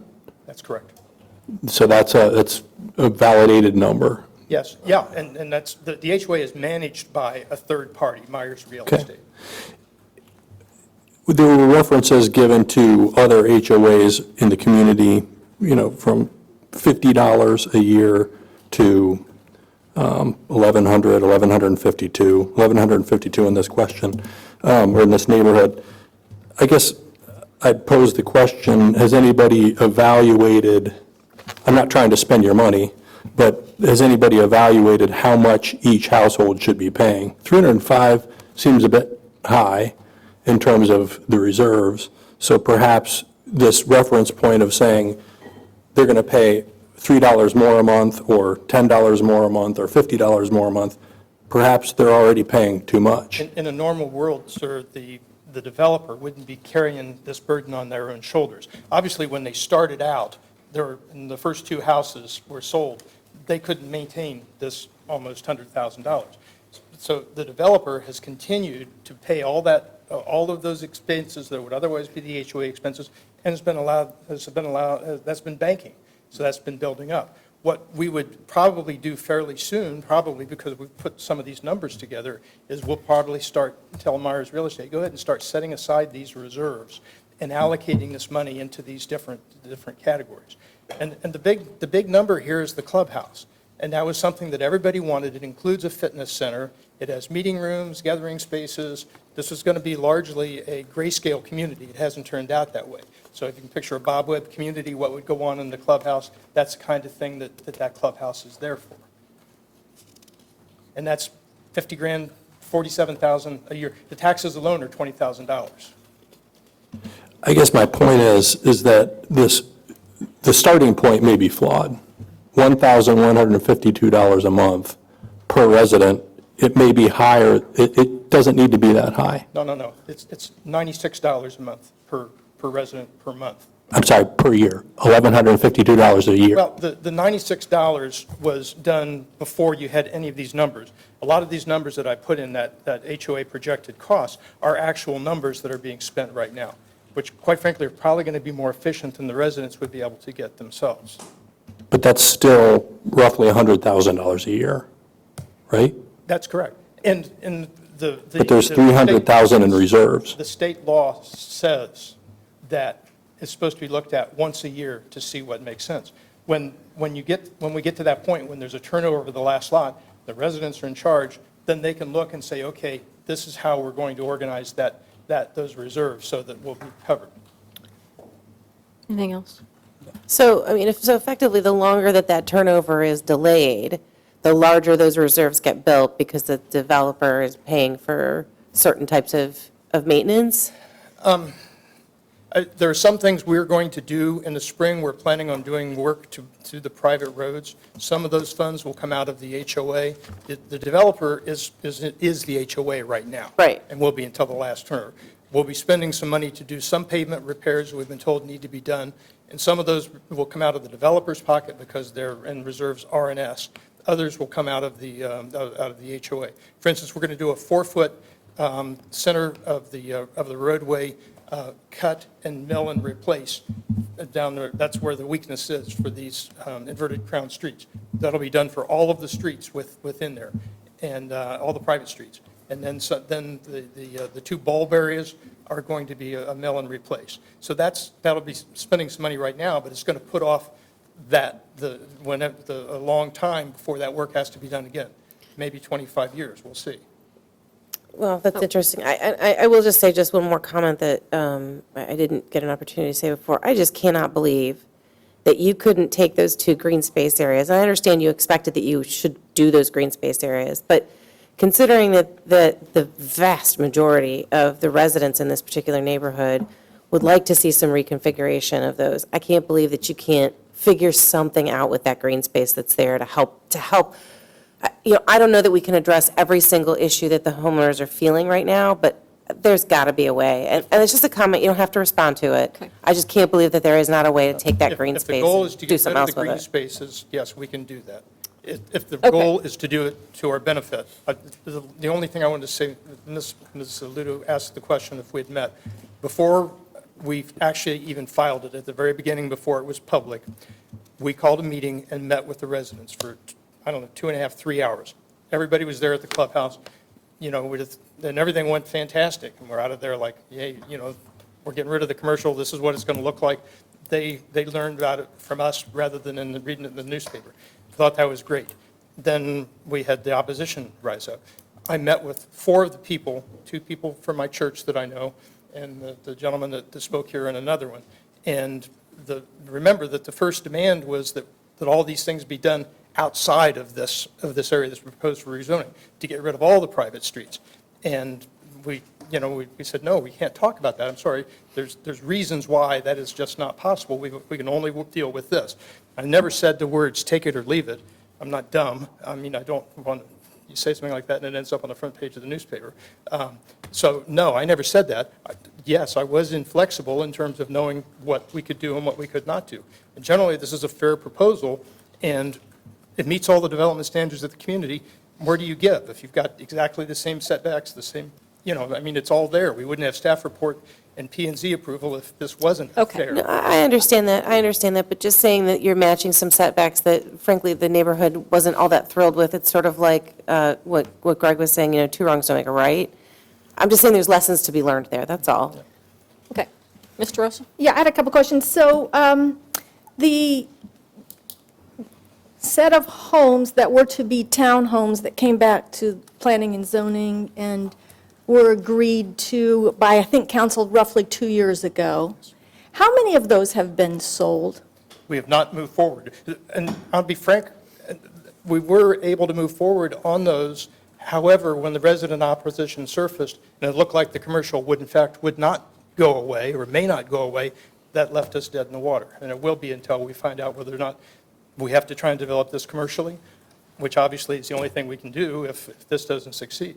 So there's been no movement, no, and you now fully own the commercial property, is that That's correct? correct. Without any sort of a contingency or anything? We do have some enduring financial obligations associated with it, I'll just say that. Yeah. So, one of the things that we look at, this particular development now has been under development for 14 years. And of the promised 100 and some homes, 72, I drove there this weekend, there's some still under construction in the There are first 4 phase. yet to be sold. 4 yet to be sold. So there's 40. 60. 40 yet to be sold. 40 yet to be sold. I'm sorry, I meant in the original 74 or 72. Of the original 72, 68 have been built. 68 have been built. So 68 residents have been paying for the maintenance of this for a period of time. 2 years ago, it was, agreement was made, nothing has occurred to that point. So, it seems to me as we stand back and look at this, we have an opportunity, and I think as Greg mentioned, we don't have to keep going down a path. We have an opportunity to step back and ask ourselves a few questions. One of those is, if there's no commercial, do we even need these private roads? Is that even an option to think maybe we don't need them at all? Ma'am, you Maybe- can't, you I'll just finish. cannot remove the private roads because that is the access for the villas, which replace the townhomes. Well, they haven't been built, so that they're not accessing anything at this particular point. I'm only recognizing that this has been an awfully long time, and everybody has put a lot forward. There's just an opportunity now to step back and say, there may be ways economically to reconfigure some of these. The private roads, I do believe, are part of this discussion because the impact on the finances of the residents here, for the long haul of the residents, it's a pretty important thing. So I just think there's opportunities. You've created some of those opportunities. Would love to see you step back, have conversation, and pursue some of those opportunities. Ma'am? I think that's that. Ma'am, if this doesn't go forward, then those villas will develop by themselves, maybe at a lower level of not as expensive a home, but then everybody's going to be looking at the garages and the back doors of the villas. I know that is the situation. We're just saying we have before us a chance here, and it would be worth working with the residents on that. Claudia, can you tell me who the original developer? Can you tell me who the original developer of the Oak Park was? So the residential portions of Oak Park were owned and developed by a company out of New Jersey, if I'm... It's just a name change, ma'am. That's same company. Your client was the original developer? Yes. Of the residential Of the portion residential only. portion, okay. And And then can you tell me who oversaw the rezoning? I was on the planning commission when we rezoned the townhomes. Correct. And Mr. Klein was the representative. Is that the same organization that Yes. that did that? Okay. Yeah, it is. And so now we have the same organization coming back to do this. So essentially, we've had one developer that has come before us on 3 different times, 4 actually, to develop this land. It's changed ownership a couple times in the middle. Ma'am, only the residential portion. The commercial is a totally separate developer. Actually, 2 developers. There's HC Associates was the landowner and the initial developer. They then sold off or made an internal family deal that split off the commercial land to JSDI Dublin, Inc. But today, the ownership of the commercial, of the townhomes, and of the residential units, as they were originally developed, is one entity. That's correct, ma'am. Okay. I asked Claudia to put together, to provide an image this evening. Could you, or I asked Jenny to ask Claudia to put, I'm sorry. What image?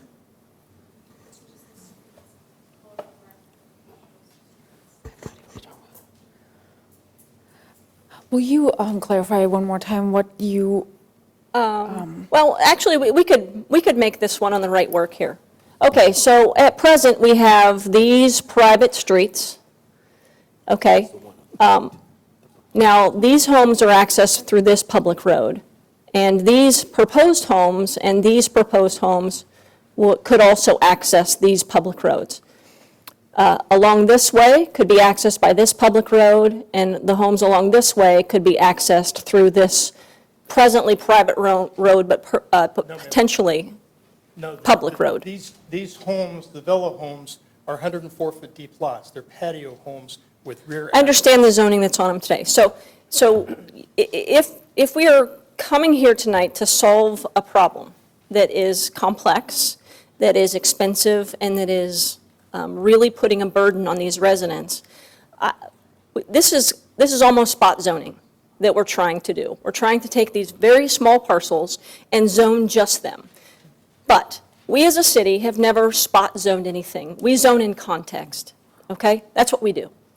And the townhomes were approved because we were told that this was going to be commercial and that these were going to be the transitional area from the single-family homes into these commercial spaces. Well, that's not the case any longer. Things have changed. And so we need to step back and we need to take a look at this collectively.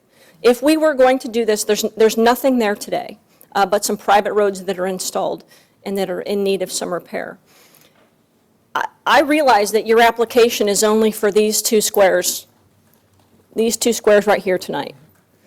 But I would suggest that we're not going to spot zone these. And we're not going to say we're going to pull these out of context and look at just these two, or I'm not going to. I can only speak for one of seven. Context matters, history matters, changes of use matter, and all of those things are important.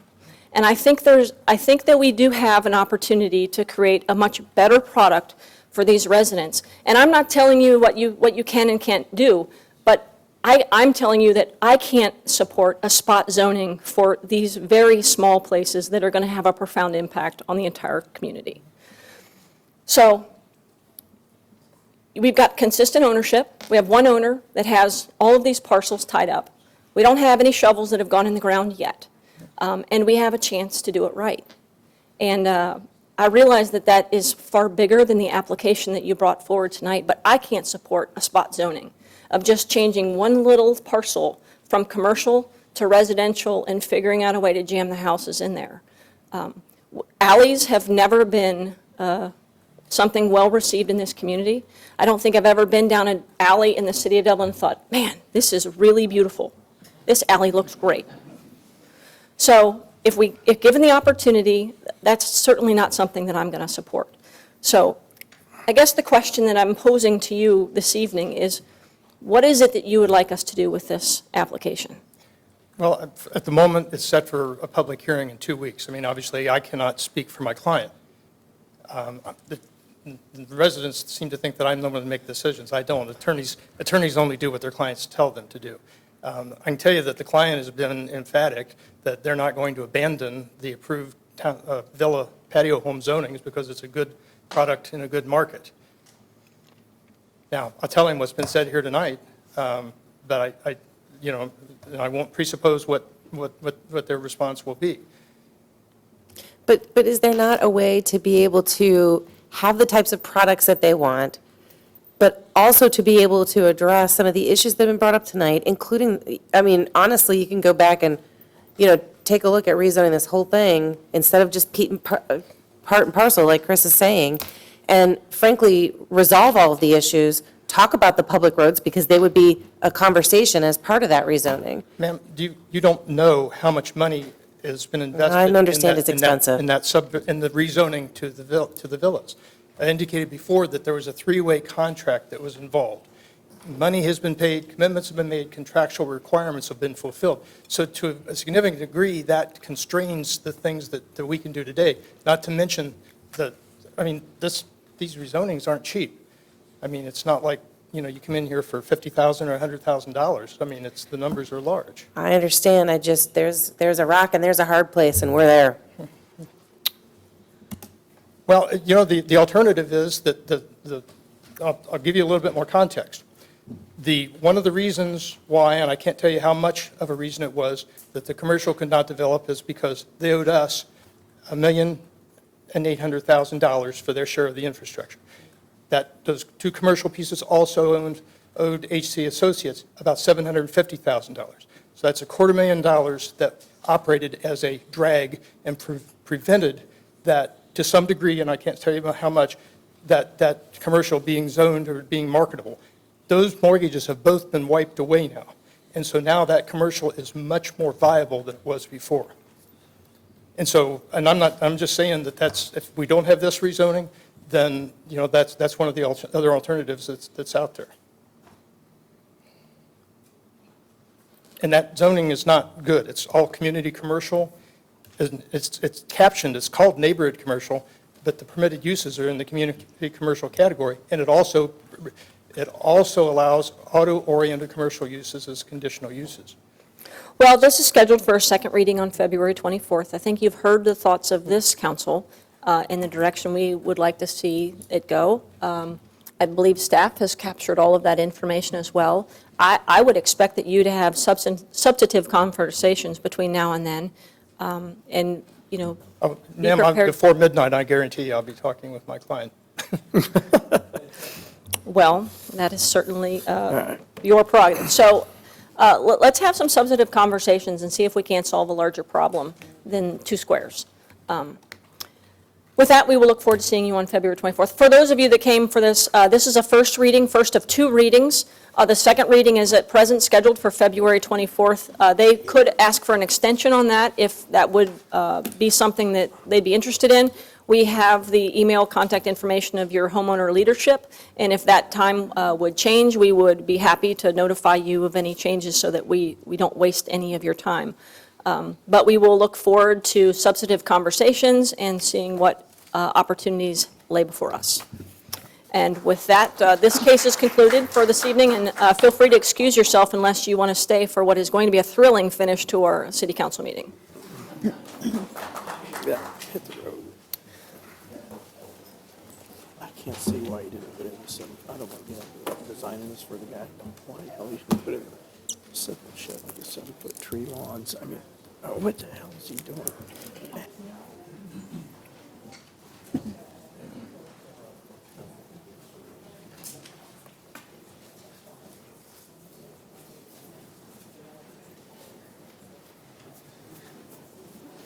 Okay, the next case we'll hear is a tabled item scheduled for hearing. I will be recusing myself from this case as I have a family member that is an employee of the applicant. Oh, I'm sorry. Yeah. Oh, gosh, that was just wishful thinking. We were finished with the next case yet. Sorry. Ordinance 07-20. Rezoning with preliminary development plan of plus or minus 24 acres from PUD Planned Unit Development District, Tartan Ridge Subareas D1, E, and F to PUD Planned Unit Development District, Tartan Ridge Subarea F for the future development of up to 56 single-family homes and 7.9 acres of open space. The site is north of McKittrick Road and east of Highland Croy. Very good. Is there an introduction? Very good. Staff report. Claudia, again, please. Yeah, you stuck with me a little longer. This is a rezoning request for about 24 acres within the Terton Ridge neighborhood. And this is a aerial of the site, which is at the corner of McKittrick Road and Highland Croy Road. It is fairly vacant at the moment. There is a grain silo that is on the site on the southern portion, and then there's also a stormwater management pond that is being used currently as part of Terton Ridge, and then it will be enlarged with this application. Here is a view of the entire Terton Ridge neighborhood, which was zoned in 2007, and it's about 190 acres. That was also zoned during the time that Oak Park was zoned, and this particular area was slated for also commercial development as well as some townhome units. And with this proposal here tonight, all of those uses would go away, and then the proposal is for single-family residential. So in detail, it's 24 acres, as I mentioned. 56 lots are proposed at a density of about 2.3 units per acre, and then 7.5 acres of open space is proposed, mainly along the Highland Croy and McKittrick frontage and the stormwater management pond that I had mentioned. Here's a little bit more detail. The applicant has been working with staff as well as had also meetings with the HOA leadership and adjacent residents. And the proposal is for a empty nester sort of market type of home. We might refer to it as a patio home. Here are some lot details. The applicant is continuing some of the standards that are part of what makes Terton Ridge a unique neighborhood within the city, such as the pillars at the end of the driveways and the hedge treatment that is along all of the frontages of those homes. And then there is also a matrix of where side-loaded garages or court-loaded garages could be utilized within this particular proposal. And then we've also worked with the applicant and their architects on continuing that architectural style that is unique to Terton Ridge, and they have proposed some sample elevations as to how that could be translated for a single-story home maturely. The pond will be including a amenity, so the applicant is proposing an overlook, which is also what the name of this particular portion of the sub-area is supposed to be called, with those seating areas and a gazebo. And there were discussions between the applicant and staff, as well as the Planning and Zoning Commission, in terms of maintenance and how would that be handled in this particular area. And so the applicant is proposing to have a sub-association, but also be part of the overall Terton Ridge Association. But this particular amenity would be maintained by the Overlook Association. And with that, the Planning Commission also recommended approval to you all at their December meeting. And we've been working with the applicant to fulfill all of those conditions that they could do before tonight. And then there's a couple left over for the final development plan. So I can answer any questions that you might have. Very good, thank you. Is the applicant present? Please come forward, state your name and address into the record.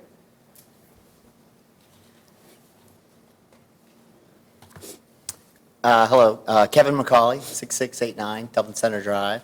I'm here on behalf of the ownership group, Stavro Plan and Development. I have with me tonight Gary Smith from G2 Land Planning, Jim Olin from Romanelli, and Brad Schock, who is the architect of record for the project. So if we have any questions for all of them, we can get to that. Hopefully be pretty brief with you, so we'll go from here. Our history of this project from Stavros' point of view has been, we were part of this project from the beginning. So Terton Ridge, we know in and out. I actually was part of putting the very first piece of land in contract that is now part of Terton Ridge. So we've been a part of it all the way back from beginning of assembling all the ground to zoning it and putting in place what's there today, marketing the property, at least the retail portion of the property, for the past 12-ish years. And going on, so we in and out of the project. Terton Ridge, I'd say, is one of the best projects I've been a part of. I'm proud of it. I think it's a great development. I think we need to finish it. So kind of like the last project, it's time. It's time is here, and we're here now for that. Hopefully we can find something that everybody likes, and we do finish it out in how we'd like that. As the staff report said, it was zoned in 2007 for 68,500 square feet of retail, 24 townhomes, and 5 single-family lots. So that encompasses all this area. Primarily, we were working on the retail. We tried to market that retail for the past 10, 12 years, so over a decade. I think what we learned was the retail is just not right for this property at this time. So I think we learned that maybe we were wrong, because we believed in this retail wholeheartedly, and we have, and we tried, and we tried, and we tried. And Chris, you'll know, Stavros probably doesn't admit when they're wrong very easily. And maybe we were wrong, and retail is not the right site for it. So we've gone and we've tried to find what is the right product here. We worked with, a lot of different people. We sat down with one-on-ones with different residents. We met with HOA boards. We met with staff. We met with council members, P&Z members. We tried to figure out what's the right product to come back and do here. And I think what you do see in the project, what you will hear from Gary, is it met most of all of those concerns. It made most of the people happy. You can't make everybody happy, but made most of the people happy. We went as far as to send out a survey to all residents in Tartan Ridge and get their feedback, say, what do you want to see in this community? What don't you want to see? We got a lot of interesting results, some that were not so real, but we did learn the majority of those people did not want the retail. So we responded, we listened to the residents. That's what we came back through, and we said, okay, the market doesn't really support the retail, the residents don't support retail, what should we do? And we tried to come back with something that everybody would like. And so I think when you come back and see 56 townhomes is what we're presenting to you tonight. Not townhomes, sorry. It's 56 patio-type style homes is what we're going to present. So we're taking away 68,500 square feet of retail, 24 single or townhomes and 5 lots in exchange for the 56 lots. I think it stresses the system a lot less than what was there before.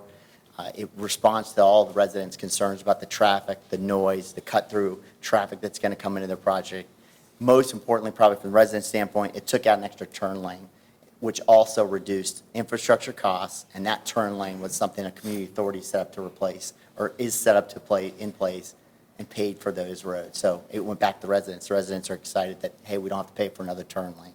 So that's a benefit to all the residents at Tartan Ridge because the community authority was there.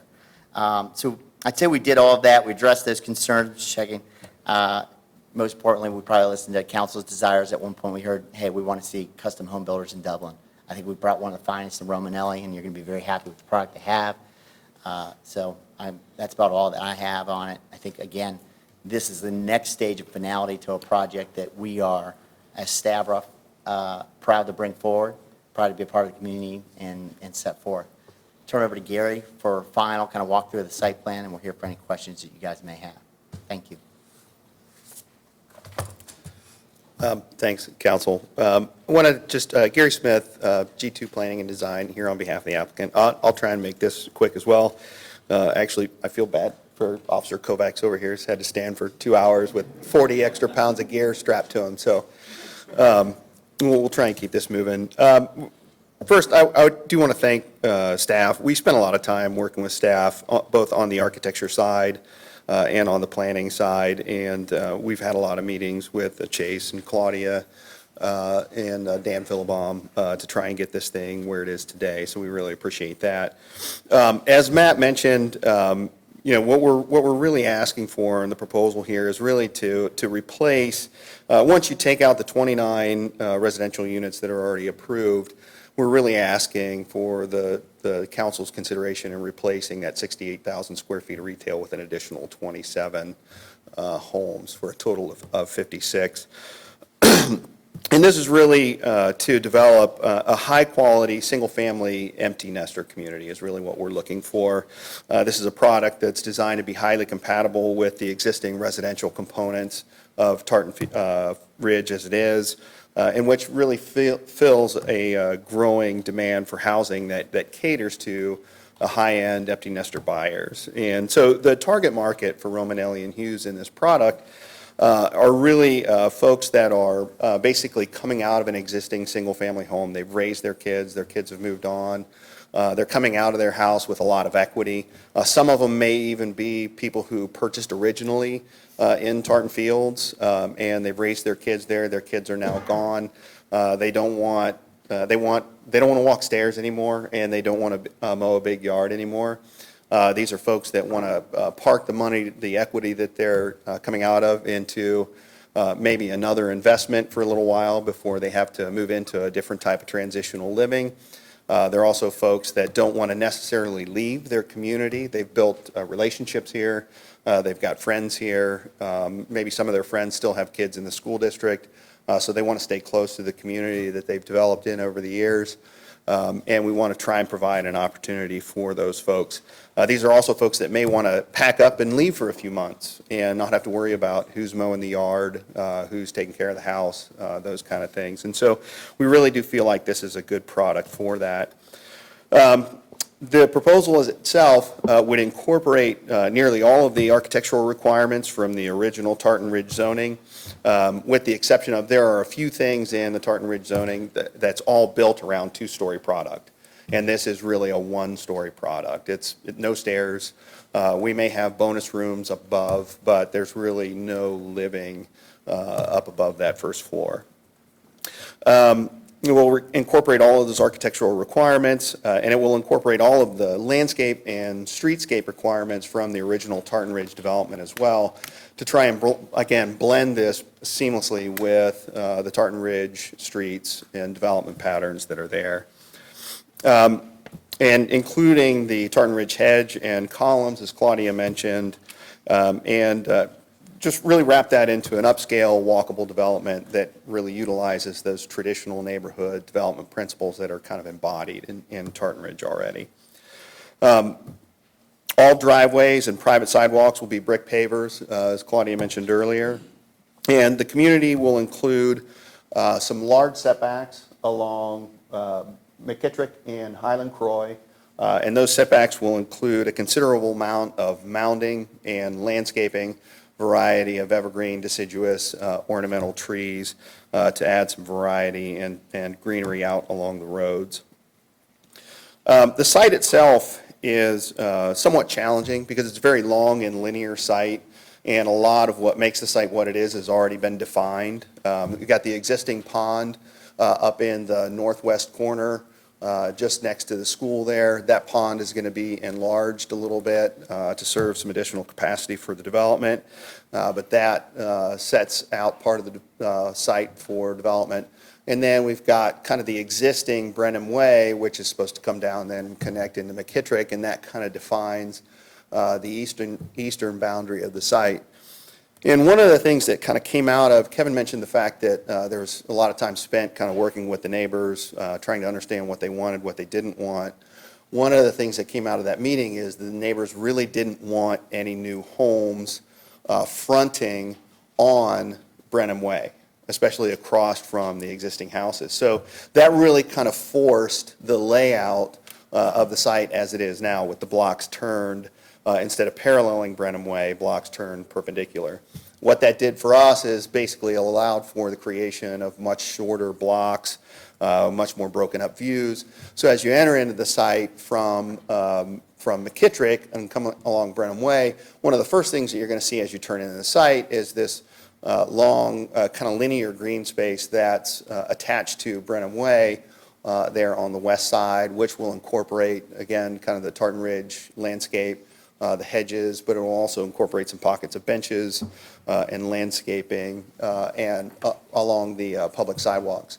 Public sidewalks are included throughout the development. These are public streets that will attach to the public street system of Tartan Ridge.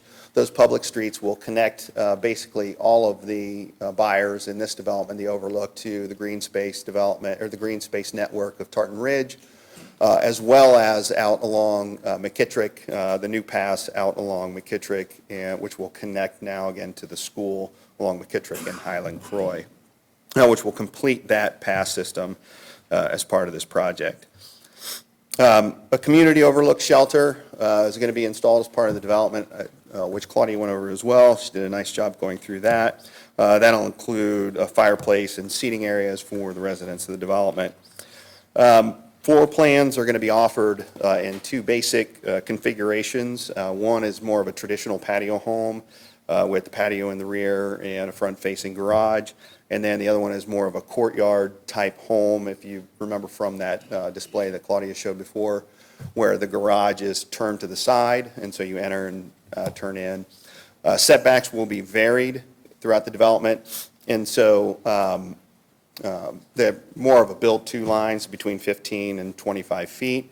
That will allow architecture to be closer to the road, but also to create kind of some varied distance to the road for the various product, which will create, again, a little bit more interest along the street as you drive through. All of the homes within the overlook will be part of the overall Tartan Ridge HOA. The overall HOA will take care of the maintenance of all of the open space, with the exception of the overlook itself. And then a sub-association will also be formed for the members, and that sub-association will take care of all of kind of the condo, what we call the condo type maintenance, which will be mowing of all the homes, snow removal, all of those services that are going to be provided strictly for the Overlook residents. Architecture, again, is going to be that European country, Midwestern vernacular, which is very common throughout the Tartan Ridge development. And again, the architect is here this evening if you have any questions on the architecture. And really the last thing I think that hasn't been touched on yet is we've incorporated a number of guest parking spots, parallel parking spots, along with 3 cluster mailbox units, because now all new residential have to be served by those cluster mailbox units. So we have pull-off parking associated with those. They're at the end of each block. So each one of those is within a very short walking distance of the residents that they will serve. With that, we're pretty excited to bring this in front of you tonight. I'll shut up and let you guys ask questions. Very good, thank you. Questions, comments from council? I have a comment. I was at Planning and Zoning the night that both this rezoning and the previous rezoning came before us. And I just want to let council know that this particular rezoning was supported by the residents who came forward and really encouraged Planning and Zoning to recommend this to council. I have to commend the developer here that I asked the question straight out, how many conversations have you had? And there were numerous. I could point to a couple of places where the residents had strict requests and you actually blocked off the street so that it wouldn't go into that north-south street there. It seems like even to the smallest detail, residents mentioned that you cured and solved problems and brainstormed the best way to do this. So I guess what I would say is we hate to see the kind of angst that we have with residents in rezoning, but love the cooperation that you had with the residents on developing this. So P&Z was quite complimentary about this and even allowed this first lot that had this sort of a unique sort of, it's in the bottom right-hand corner there. Originally they wanted that home, staff wasn't sure about that. Planning and Zoning gave it a lot of talk and allowed that because they thought it might be a significant feature. So we thought it was, Planning and Zoning in general thought that, the commissioners thought this was a good plan. Thank you. Others? One really quick question. So, and I read in some of the Planning and Zoning back and forth about the possibility for additional shared use path connections. So this would provide an opportunity to have some of those, right? Yeah, well, essentially, all of the frontage of McKittrick and Highland Croy were supposed to have that shared use path, and up until now, that hasn't been developed because the commercial has been languishing. So that will get connected, as well as basically all of the residents will get connected into the rest of the sidewalk system, and yeah.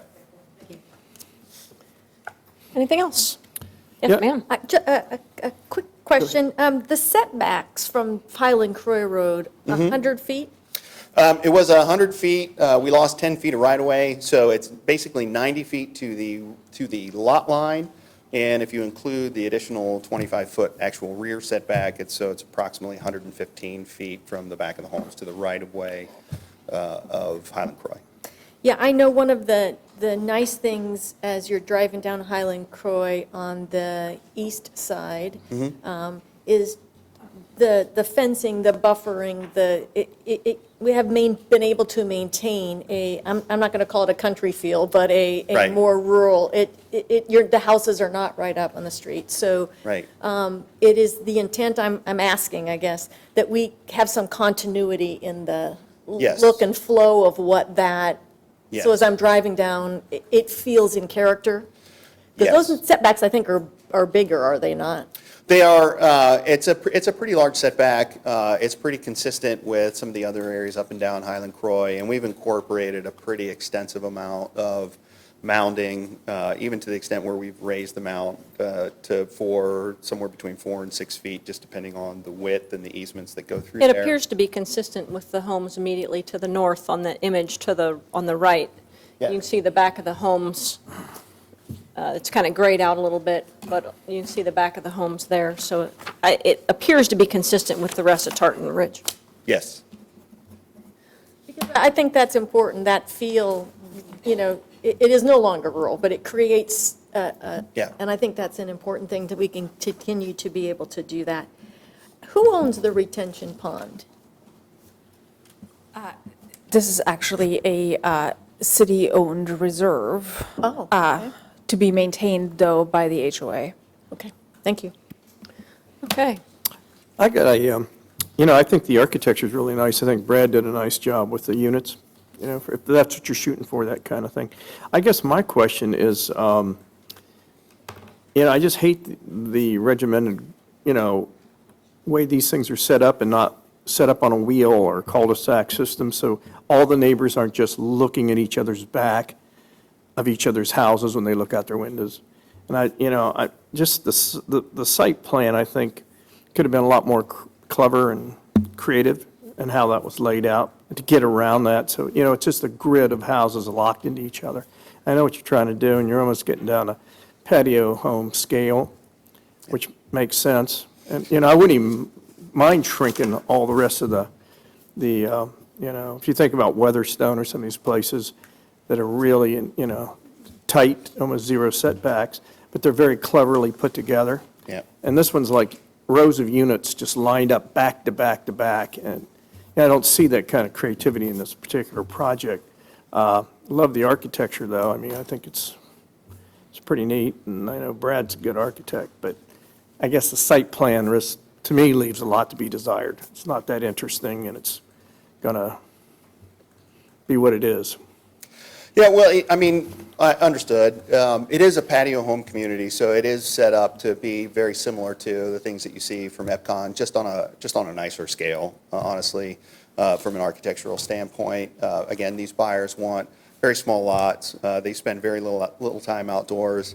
They're really looking for really nice interior spaces, and then they want to pack up and they want to move to Florida or take an extended vacation. The site plan itself was, again, it was really challenging for us because just the impact of not having the ability to turn houses towards Brenham Way really kind of dictated then how those streets got laid out for us. And so that grid and just coming up with shorter blocks, shorter streets that would help kind of alleviate and change those views as you drove through the community really was what kind of ended up kind of driving that site plan as it is. Anything else? I have a couple brief questions. So the architecture on the north side of Brennan, the homes that front Brennan Way, is there going to be treated differently, the sides of those residential units? Yes. Okay. And so there's extra language in the text, and there are requirements basically for the sides of all of those homes. We understood that was going to be a big hot button.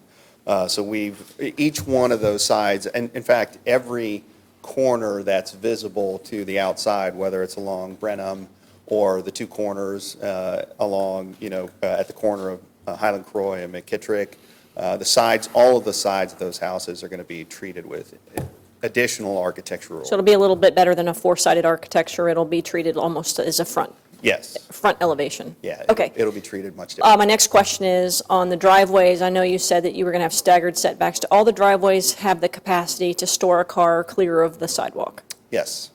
So you'll have a minimum of? Yeah.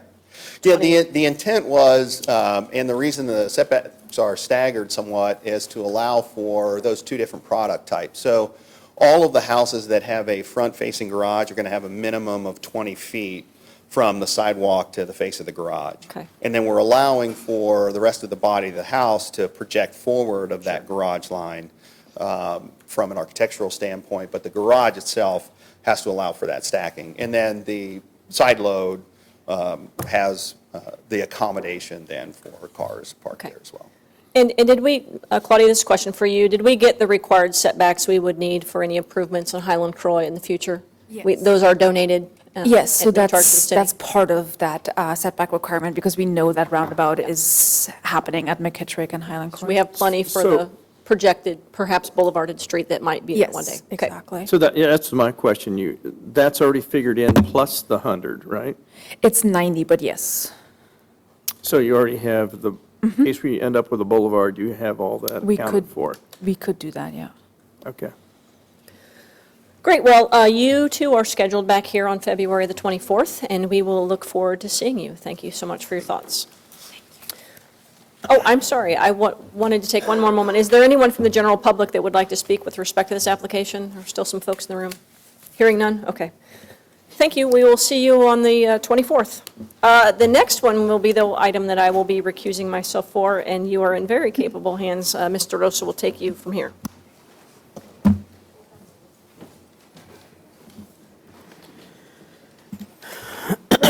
Okay. Jenny? Authorizing the city manager to execute a lease agreement for a term of 5 years with the Dublin Chamber of Commerce, Inc. for the property located at 129 South High Street. Dana, please.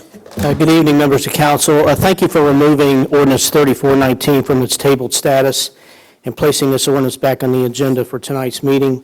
As council is aware, the lease agreement with the Dublin Chamber of Commerce for the city-owned property 129 South High Street expired in October of 2018.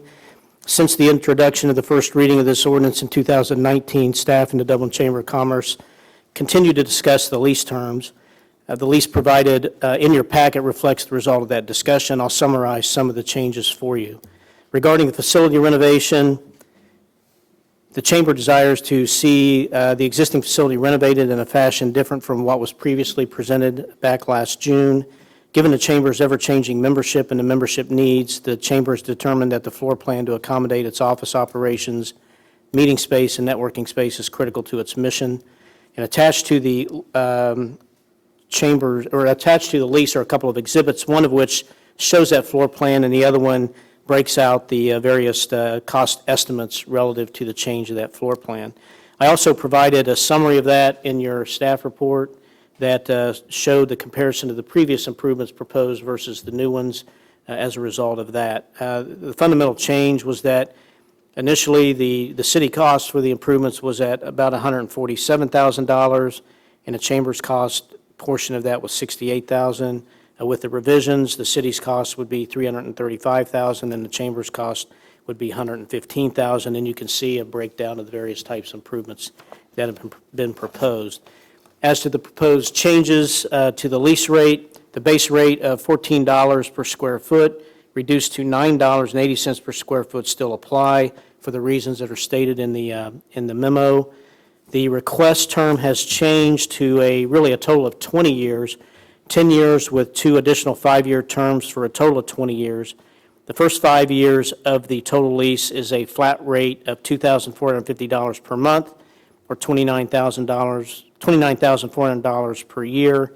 Years 6 through 10, 11 through 15, and 16 through 20 all have a 2% increase per year throughout the remainder of the lease. One thing I would add is that, again, this altogether reflects a total term of 20 years in which all extensions as proposed are at the Chamber's discretion. Council and staff agreed that the Chamber certainly provides a valuable service to the business community, and their efforts are integral to the city's economic development effort. Their services are also significantly aligned to and or supportive of the city's economic development efforts, particularly as it relates to business retention, expansion, and workforce development. Staff in the Chamber have been discussing ways to better tie and leverage the Chamber's activities, programs, and engagements with those of the city's economic development staff's efforts. Staff recommends a separate memorandum of understanding between the city and the Chamber to ensure the alignment of these efforts, and staff is currently discussing a review of the proposal that the Chamber made to us, and we'll bring that back to you at a later date. The Chamber further requested that history regarding the lease arrangements between the city and the Chamber be memorialized as part of the information provided to council in this memo. I included a summary of the Chamber's perspective on the lease history as well as a perspective of the city's perspective on the lease history as well, and that was provided in your packet. Staff recommends approval of Ordinance 3419. Assuming council desires to approve the ordinance, the title of the ordinance does need to be changed. It speaks to a 5-year term. We'll need to strike that from the title, and Jennifer can speak to that here should you make a motion to that effect. Also, I would point out that the funding for the renovation of the Chamber building, should you choose to undertake it, was not included in the 20 to 24 capital improvements program, but the funding for the renovation of the Chamber building could be appropriated from the unappropriated fund balance of the Capital Improvements Tax Fund in a future supplemental appropriation. The fund currently has the sufficient fund balance to support that additional appropriation should you choose to do so. Should council pass this legislation, then staff would begin planning efforts with these improvements with the chamber immediately after its effective date, which would be in another 30 days should you choose to pass it. With that, I'd be happy to answer any questions. I think the chamber obviously is represented here this evening, and I think they may have a desire to address you as well. Any questions for Dana before we move in? So there's several, oh, I'm sorry, go ahead. No, go ahead. No, go. No, I was just going to have the chamber, but if you have a question for Dana before we go. I just have a question. I was just looking at the term of the lease. And I just want to be clear on this. Under agreement number 2, it says that landlord, let's see, subject to the provisions of paragraph 4, the term of this lease shall commence on the commencement date and shall expire at the end of the 60th full calendar month thereafter. Landlord may, however, terminate the lease at any time under 180 days written notice to tenant if it determines it's in the best interest of the landlord to use the premises for another purpose. So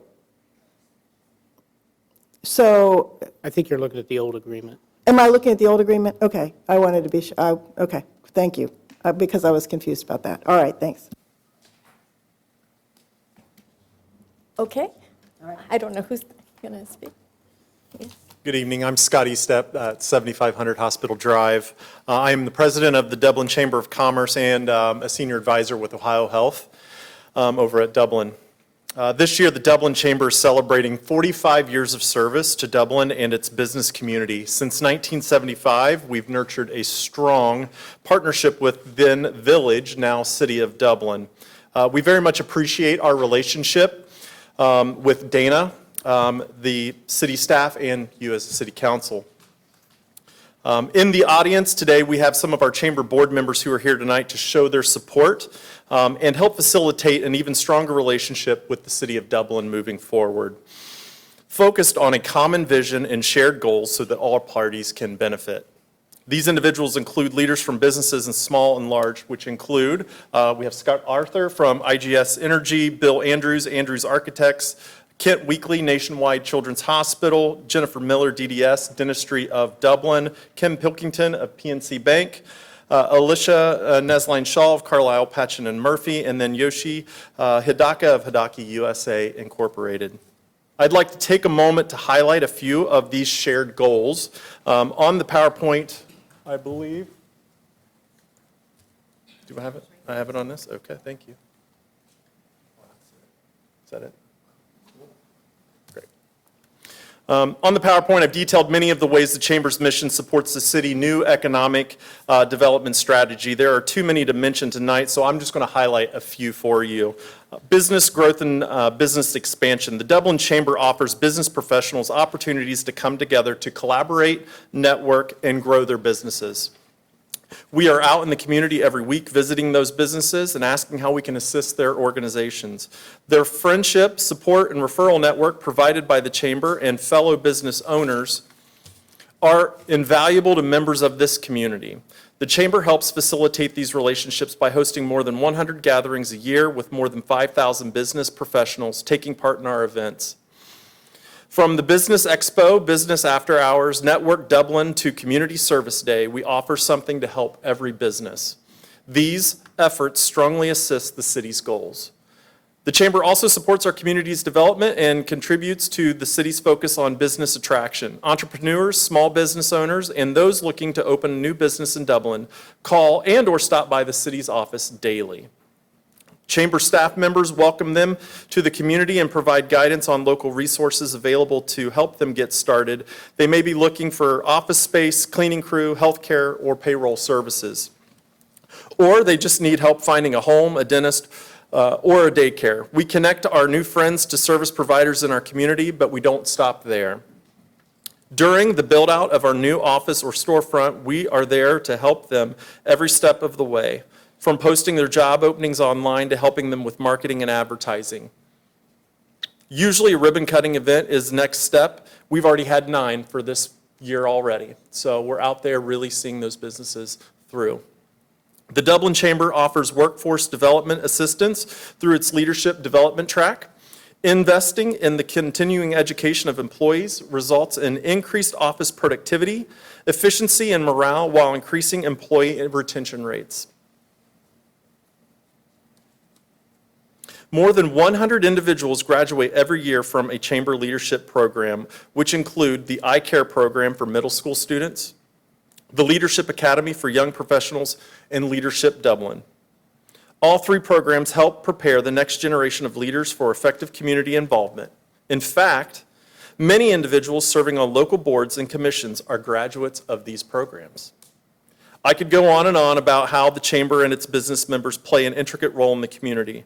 We're really passionate about what we do and how we serve, and we want to continue to do more. With that, I'm going to hand it over to Scott Arthur. Thank you, Scott.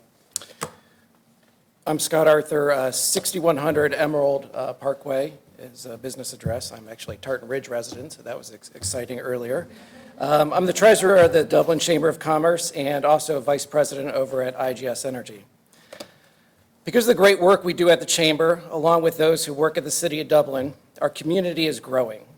The needs of our business community continue to evolve, and the Dublin Chamber has a vision for the future to meet those needs, including new resources, groups, and programs. Programs like the ever-popular Dublin Corporate Challenge. This idea came from a Leadership Dublin class project. With a growing business focus on health and wellness of employees, the city, schools, and chamber have joined forces to create an amazing event that has brought more than 3,000 individuals and volunteers together to encourage healthy workplaces. Looking toward the future, it is important to note that the needs of businesses are changing as the majority of workforce now consists of millennial workers. Therefore, with this in mind, we have designed a new, vibrant, physical space within the Chamber offices that will better connect millennials and industry leaders to the overall community, as well as offer multiple meeting rooms, a coffee shop, and flexible meeting space. Co-working space will be available daily, as well as complimentary internet access, and no reservations will be required. The Chamber office is positioned perfectly as a southern anchor of the historic district and can offer new life to South High Street. With the proposed pop-up park in front of the building, outdoor workspace will be provided in the summer months. With the building near local restaurants and neighborhoods, it will be a great asset to small business owners, entrepreneurs, and our young professional group. Thank you. I will now turn it over to Bill. Thanks, Scott. Good evening, everyone. Bill Andrews, 6631 Commerce Parkway, 43017. Before I get started with a couple, the best part of the program, the eye candy. Again, I just want to really, on behalf of the Chamber Board and the group that's sort of led this effort, I really want to thank Dana and his team. There's an incredible spirit of not only cooperation here in the room, but just a reaffirmation of a truism of mine, which is 1 + 1 = 3. It's the great efforts of the city in the past and ongoing, along with the Chamber's efforts in the business community, that we're going to structure some things, some really exciting things in the months ahead that will be shared with you later. And really what you're going to see here is the manifestation of really that effort, of really what I like to say, during these good times, this community, this business community in this city is going to dig a well before it gets thirsty. So this is really what we're going to be looking at. And so with all that exciting stuff, what you're looking at are inspirational images of this remodeling of the Chamber offices. And it's got really the look, if we were to walk across the river on the new pedestrian bridge and look at a lot of the things in that business district, we're bringing those kind of exciting new fit and finish and appointments into the Chamber building. And we'll even have, I think, a tribute to the Joanne and Chip and Joanne wall here from the remodeling. We'll get some of that sod wood structure in there. And then an outdoor space. This is an exciting part. If you can almost think of this as become sort of the little visual gateway driving north into the historic downtown business area. a really nice appointment out there, this little outdoor park space where folks can just sit and relax, probably connect to into the Wi-Fi in the Chambers building and have some, just a wonderful time. So a big commitment on your part as a council to move forward in this. We think that your dollars invested, along with the Chamber's dollars invested, are going to really make not only some physical great improvements and a great space for promoting business activities, but also I think it's going to be a great gateway into the south end of the historic Dublin area. So on behalf of the Chamber Board, we ask for your support and approval of this lease agreement tonight. Thank you. Much. Comments? Questions?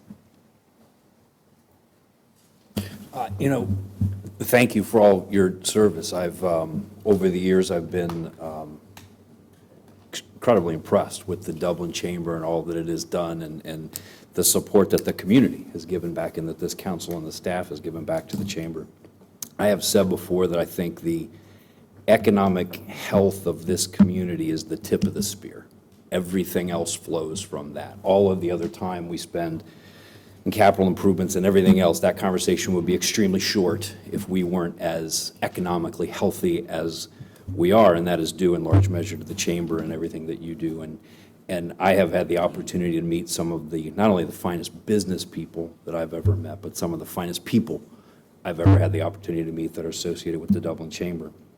So I think this is a wise investment on the city's part in the Chamber and all that you do and the ongoing relationship. I do have one question that I want to pose. I'm not sure who would answer it, but the one question that sort of jumps back at me from the agreement I always get nervous whenever we tie the hands of future councils, because I don't know what they're going to face when they're sitting up here years from now trying to make decisions. And so when I look at the term, and the agreement says that in 10 years, the tenant can decide whether or not to extend for 5 years and then 5 more years. Is there a reason why that couldn't say the parties have the opportunity to extend?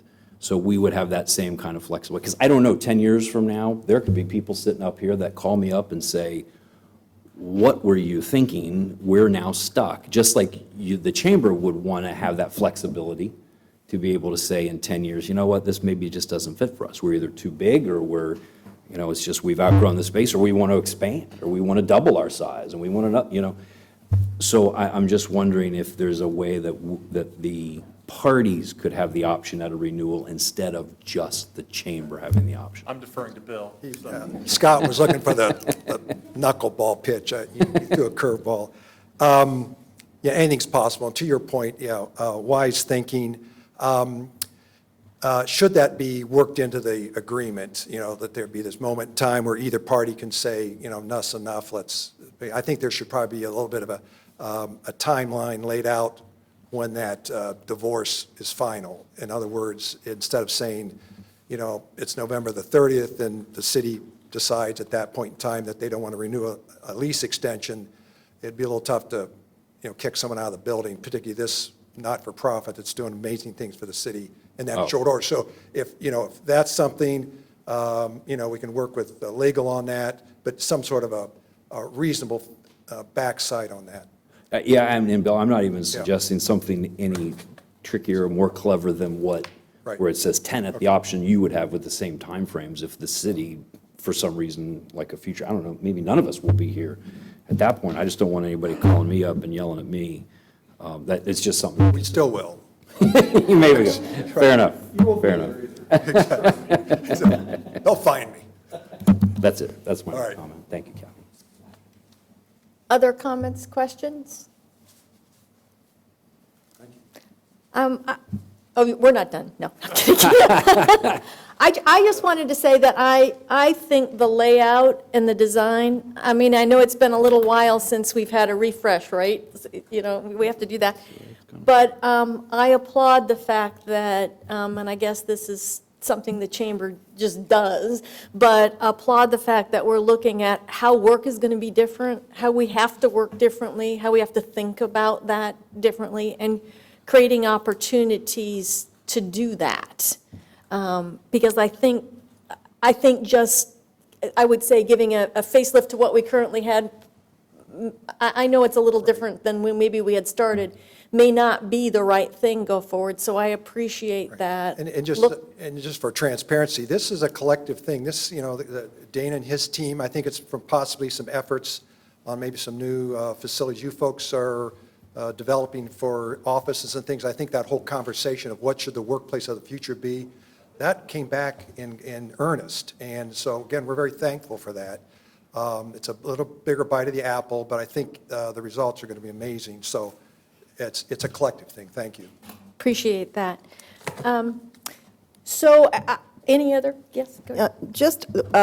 I think it's important to note that this is a very public building, available to the public to use, because the city has allowed in this lease that a certain percentage of time is open to the public. One of the things that I find very advantageous is the southern end of the historic district sort of just dwindles off into residential. And on the north end, we have the library and activity there and the park. But on the south end, there's not a really good reason to, wander all the way to the end, experience the end of the street. Having this element out front and the opportunity for businesses and the community to come in and utilize some of these really beautiful aspirational design office and meeting space. We tend to use the retail areas and the restaurants in the area for a meeting space. It'd be nice to be able to have a private yet very attractive area in the village to do that. I think it creates a sense of gateway on the south, which is a reason that I am supportive of it. I love the idea that we get this little front piece. And I also think that it's going to really increase some movement of people in and out of these spaces, especially when Cohatch comes. There are places to go now. There are places to stay a while. It's a placemaking spot, so I like the whole idea. Thank you. I'm kind of a math guy, so I look at the lease rates and the cost of the improvements that the city is committing to. Would you pay another $1 a foot? I guess. Absolutely not. Typically, in the commercial world, we have a lot of business owners and business people here. When you negotiate a lease with a landlord commits to making certain capital improvements, and those are amortized over a period of time. Here we have a 10-year period of time, which is a long time, which buys you a lot of leverage. But $300,000 and some is a lot to commit over a 10-year period at this lease rate. So, at first blush, to me, the starting point, $14 a foot, seems fair. Discounts given for public use, city use, makes perfect sense. But when you get down to the brass tacks, the end price per foot with the $300,000 and some improvements, it's a little hard for me to swallow.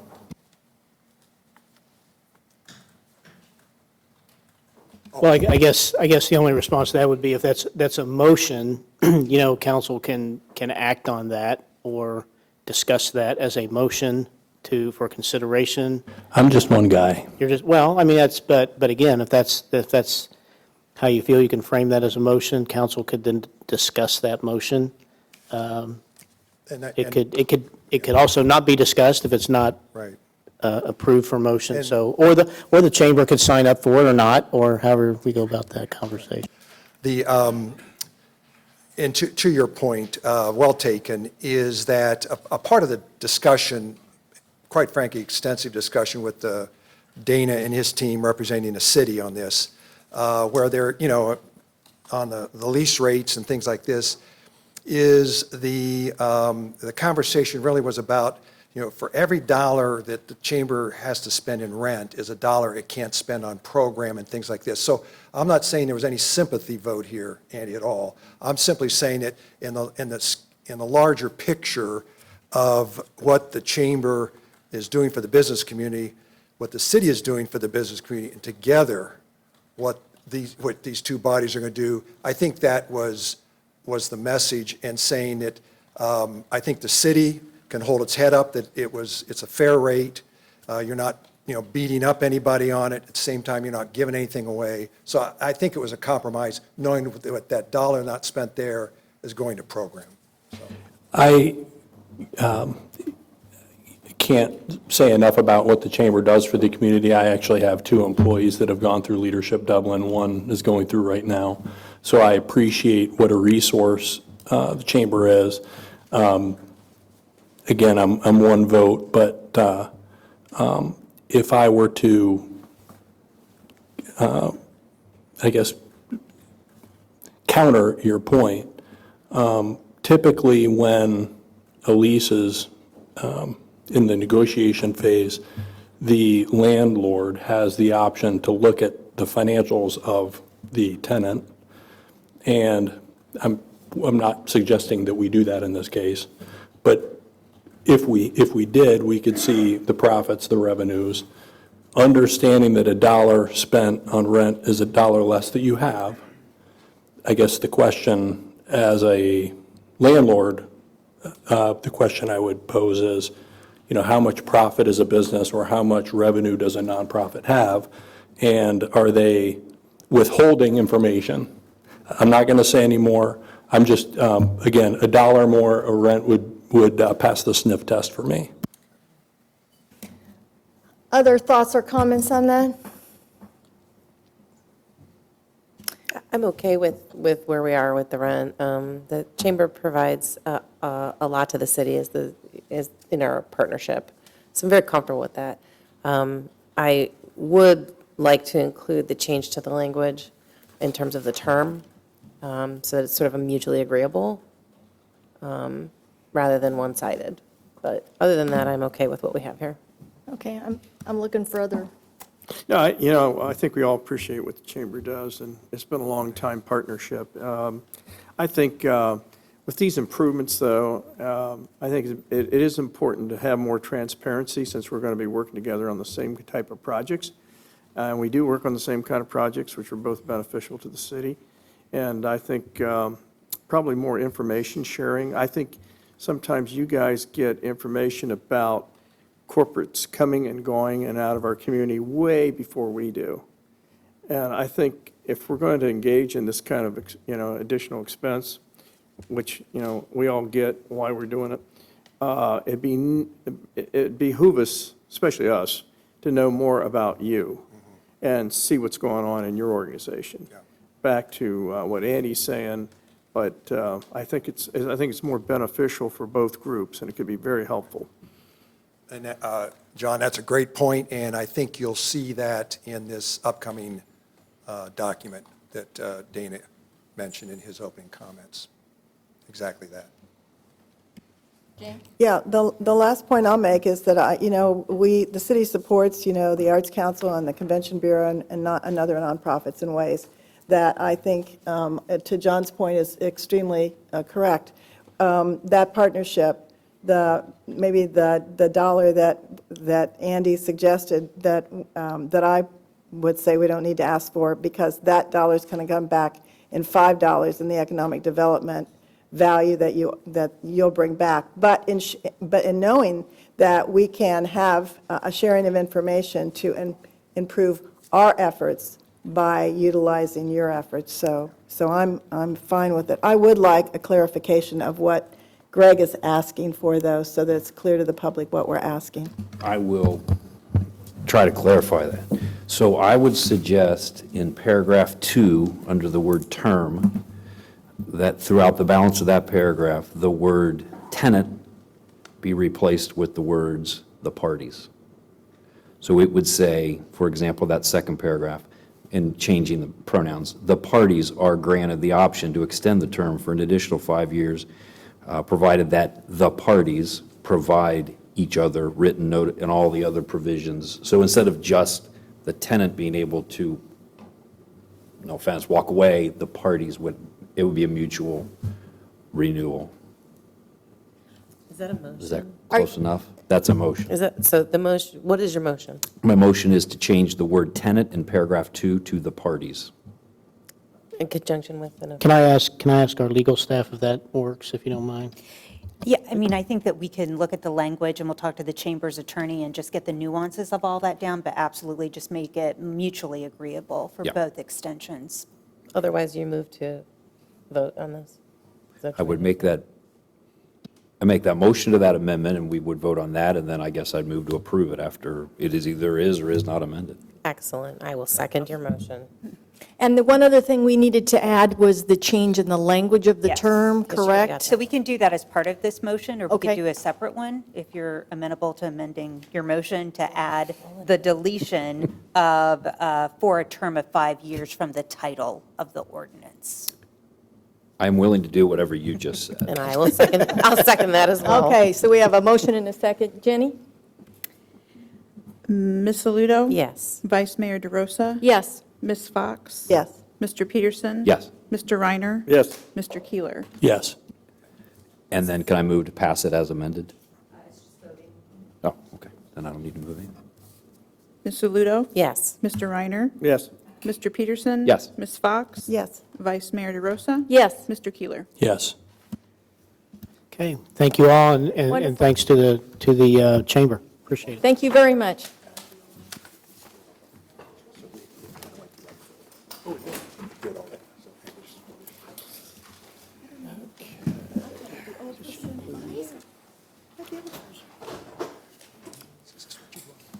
Life is easy, huh? Show. Thank you. Okay. I probably would. We passed some emotions. We're all good. Okay. When did you do it? Okay, that brings us to second readings, I believe. Let me make sure I didn't. Okay. Ordinance number 02-20. Accepting the annexation of 11 plus or minus acres from Washington Township to the city of Dublin. Very good. Jennifer Radler is our staff report. There have been no changes since first reading, and staff recommends approval of the ordinance. Very good. Is there anyone present this evening that would like to speak with respect to this ordinance? Hearing none. Council questions? Discussion? Hearing none. Jennifer, Mayor please. Ambrose Grooms? Yes. Mr. Peterson? Yes. Ms. Fox? Yes. Mr. Keeler? Yes. Ms. Aludo? Yes. Mr. Reiner? Yes. Vice Mayor DeRosa? Yes. Ordinance 03-20. Petitioning the Board of County Commissioners of Union County, Ohio to adjust the boundary lines of Jerome Township so as to exclude that territory which, as a result of annexation, now lies within the corporate boundaries of the city of Dublin. Very good. Jennifer? Once again, there have been no changes since first reading, and staff recommends approval. Very good. Anyone present this evening that would like to speak with respect to this ordinance? Hearing none. Council questions, discussion? Hearing none.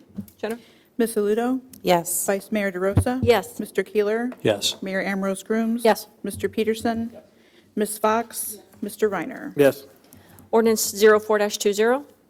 Providing for the issuance and sale of bonds in the maximum principal amount of $20 million for the purpose of paying the cost of improving the municipal parks and recreation system by constructing the Riverside Crossing Park and reconstructing, renovating, rehabilitating, equipping, and furnishing the Dublin Community Pool North Complex, together with all incidental work and related appurtenances thereto. Very good. Mr. Stifler? Good evening, Council. There are no changes to this ordinance. We recommend approval at the second hearing today. Today, we have with us two representatives from our municipal advisor, Baker Tilly, Mr. Brian Cooper and Tom Ricciuto. They're here to talk about the bond market and give you any additional information you would like. Very good. Thank you. Welcome. Thank you. Thanks for having us in. Good evening, everyone. It's nice to see you all. Just wanted to give you a quick update on the bond market. If there's any questions, feel free to jump in anytime.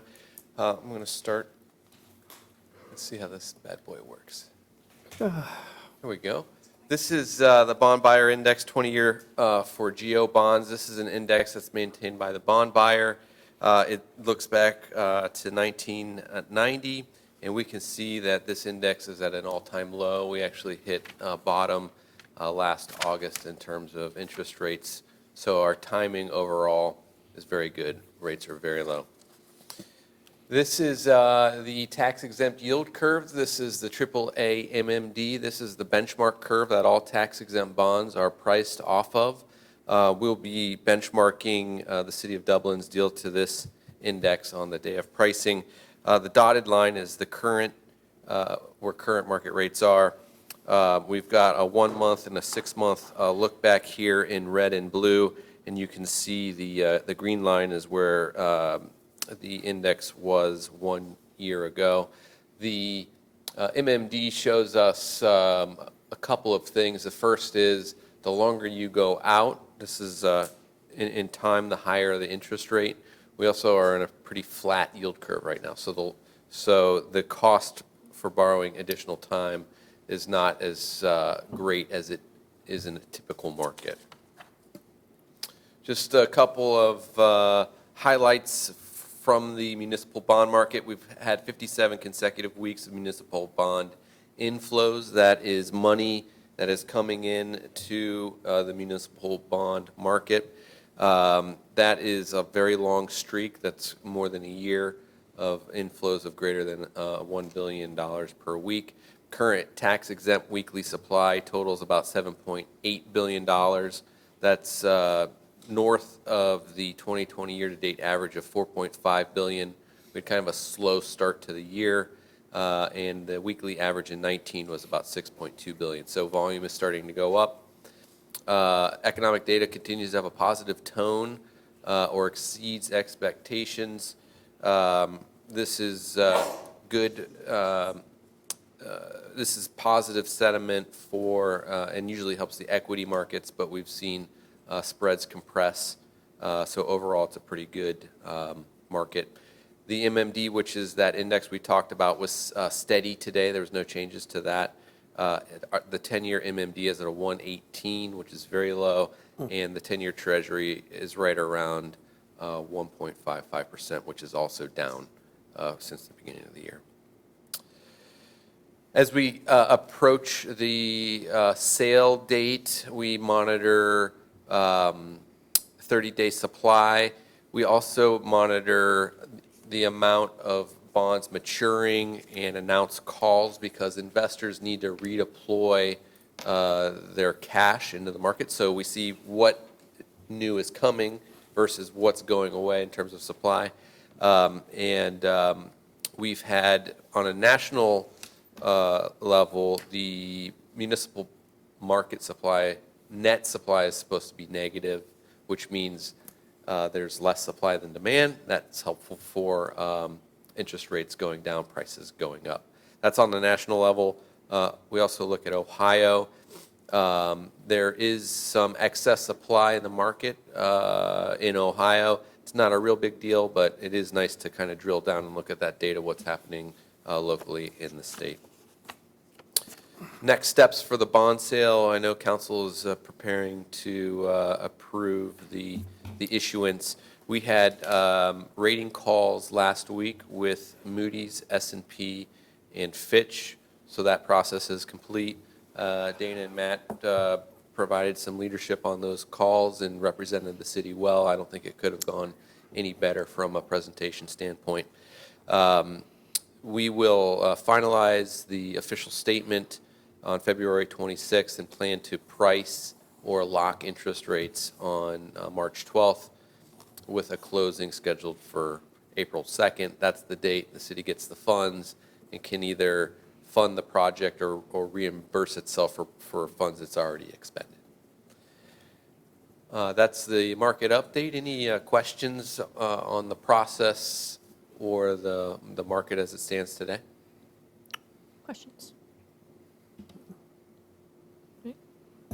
Mayor, could I just make a comment? Well, if no one else has anything to say, I want to recognize Brian and Tom and also Chris Fronsman for the prep that they did for the presentations last week. If they can polish me up and get me in front of that group, it's a pretty good service for them to provide. I want to thank Matt publicly for the heavy lift that he did in prepping that, and I think he's going to brief or share that at some point with Finance Committee. But it really makes you proud when you see what you've been doing and when you stand back and look at that big picture. I just couldn't have been more proud of, not me, but this group and what was presented, and really what we've achieved as a city just knocks my socks off anyway, but I'm a little biased. But I just want to thank them for all the great work they did to help us out. You're welcome. I did a ribbon cutting today at 5 o'clock for the folks at Charles Schwab. They opened up a new office here in town, and I was asking about the bond market, and they were like, yeah, they said, they asked when they would be going to market. I said probably mid-March, and they were like, you won't believe the rates you get. Yeah, it's absolutely fantastic. I mean, the estimated rates, and these are only estimated, but the true interest cost, the estimate for the city would be about a 220 for a 20-year deal. And what will this debt cost us a year? The full package, the $26 million, amortized over 20 years is about $1,750,000 per year in debt service, which would include principal and interest. Great, thank you. Anything else? I just had a quick question. So the national supply, you would think people would be like ourselves, heading in there. So that's just a temporary thing, you're thinking? You said we have a surplus in Ohio, but nationally not so much, or what's the cause of that? So one of the interesting things that's happening in the market right now is issuers are issuing taxable bonds because of the changes to the tax law in the 2017 Tax Act. Those taxable deals represent or are representing about 30% of the market supply. So municipal bonds are being issued as taxable instead of tax exempt. So that's shrinking the tax exempt supply, which then drives prices up and interest rates down. So that's one of the big factors right now that's causing those low rates. You're welcome. We look forward to seeing you guys again. Matt is always a great representative of the city. So post-sale, Matt can update you. We're always happy to come in to give you an update as well. So just let us know your preference, and we'll be happy to help out. Thank you. Very good, thank you. Is there anyone present this evening that would like to speak with respect to this ordinance? Hearing none. Any other council questions or discussion regarding the ordinance? Hearing none. Jenny? Ms. Fox? Yes. Mr. Keeler? Yes. Mayor Ambrose Grooms? Yes. Mr. Reiner? Yes. Vice Mayor DeRosa? Yes. Ms. Aludo? Yes. Mr. Peterson? Very good. In ordinance 0520. Providing for the issuance and sale of bonds in the maximum principal amount of $6 million for the purpose of paying the cost of improving the municipal sanitary sewer system by extending certain sewer lines together with all incidental work and related appurtenances thereto. Very good. Mr. There are Tippler. no changes from the first hearing. Anyone from the general public like to speak with respect to this ordinance? Hearing none. Council questions, discussion? Hearing none. Jenny? Mayor Ambrose Grooms? Yes. Ms. Aludo? Yes. Vice Mayor DeRosa? Yes. Mr. Peterson? Ms. Fox? Yes. Mr. Reiner? Yes. Mr. Keeler? Yes. Okay, resolutions. Our first resolution, 14-20. Appointing members to the City of Dublin boards and commissions. And I believe Kathy has the resolution to read. I do. I read the whole thing? Yes, Or please. just- Okay. Whereas council has completed the interview process for candidates for service on board and commissions, now therefore be resolved by Council of the City of Dublin that Section 1, Leo Grimes is hereby appointed to the unexpired term of William Wilson on the Planning and Zoning Commission. Such terms begins immediately, will expire on March 31st, 2022. Lance Schneier is hereby appointed to a 4-year term on Planning and Zoning Commission, such term beginning April 1st, 2020, and continuing through March 31st, 2024. The above-named person shall serve until a successor is appointed or until death, resignation, or removal for cause as determined by City Council. The members of the Planning and Zoning Commission hereby appointed shall receive compensation as established by City Council. This resolution is effective upon passage as provided under Section 4.04 of the revised code. Very good, thank you. Anyone like to speak with respect to this resolution? Hearing none. Jenny? Mr. Reiner? Yes. Ms. Fox? Yes. Ms. Aludo? Yes. Mr. Keeler? Yes. Mr. Peterson? Mayor Ambrose Grooms? Yes. And Vice Mayor DeRosa. Yes.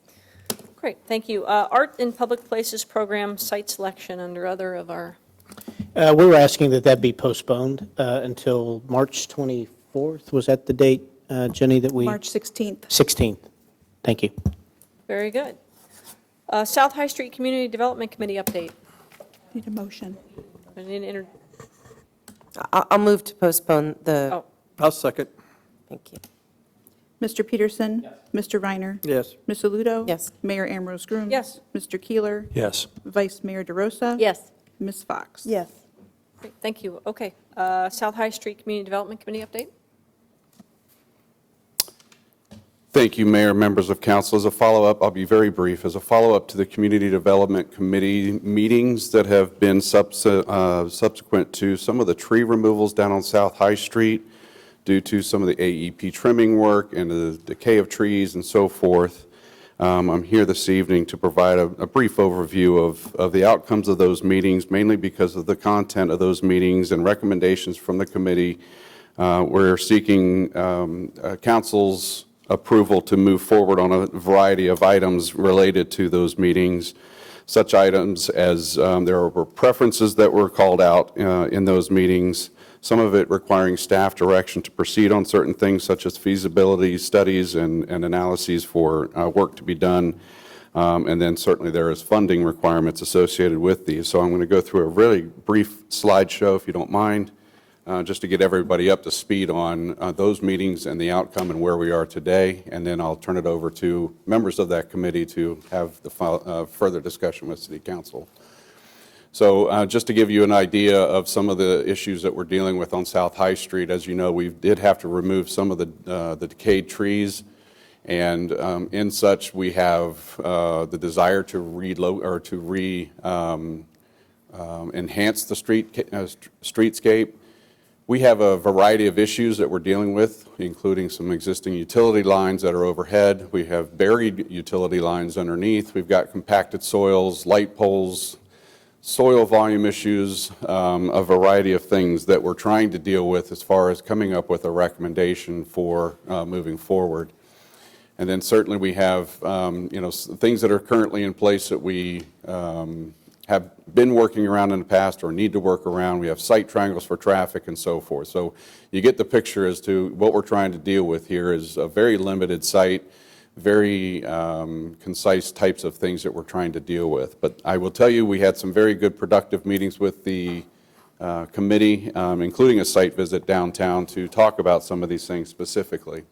So what we ended up with was 3 phases, basically. The first phase was taking care of the treescape itself from South High Street. Phase 2 was addressing some of the landscape and issues and or enhancement possibilities for the same location. And then an update to the city code that might help with future streetscapes and landscapes throughout urban and suburban areas throughout the city.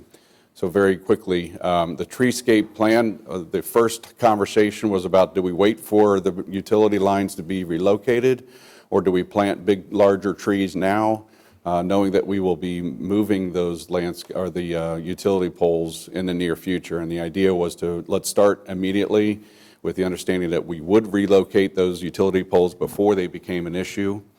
We talked about preferred species to get the type of crown height and distance from existing buildings and such with a uniform look and feel up and down the streetscape, including 2 possible species, the tulip tree and the hardy rubber tree. Both of these trees were chosen as the preferred trees. However, a specific tree has not yet been determined based on potential inventories that are available and then the quality of those inventories of each of those trees that will be specifically picked out to make sure that we are getting the best and the highest quality.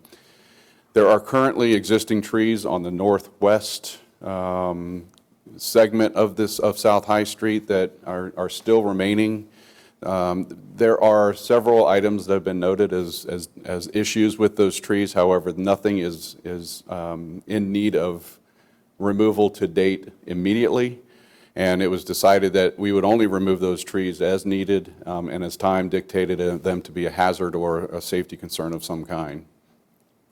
We discussed some soil volume issues up and down the existing street. The analysis that we conducted discovered that we were about 600 cubic feet per tree deficient of the types of soil that we would need to accommodate the types of trees. So there is a 1,000 cubic foot preference, and to date there's approximately 400 square feet per tree available. So we would have to expand that cubic feet to reach that 1,000 foot volume.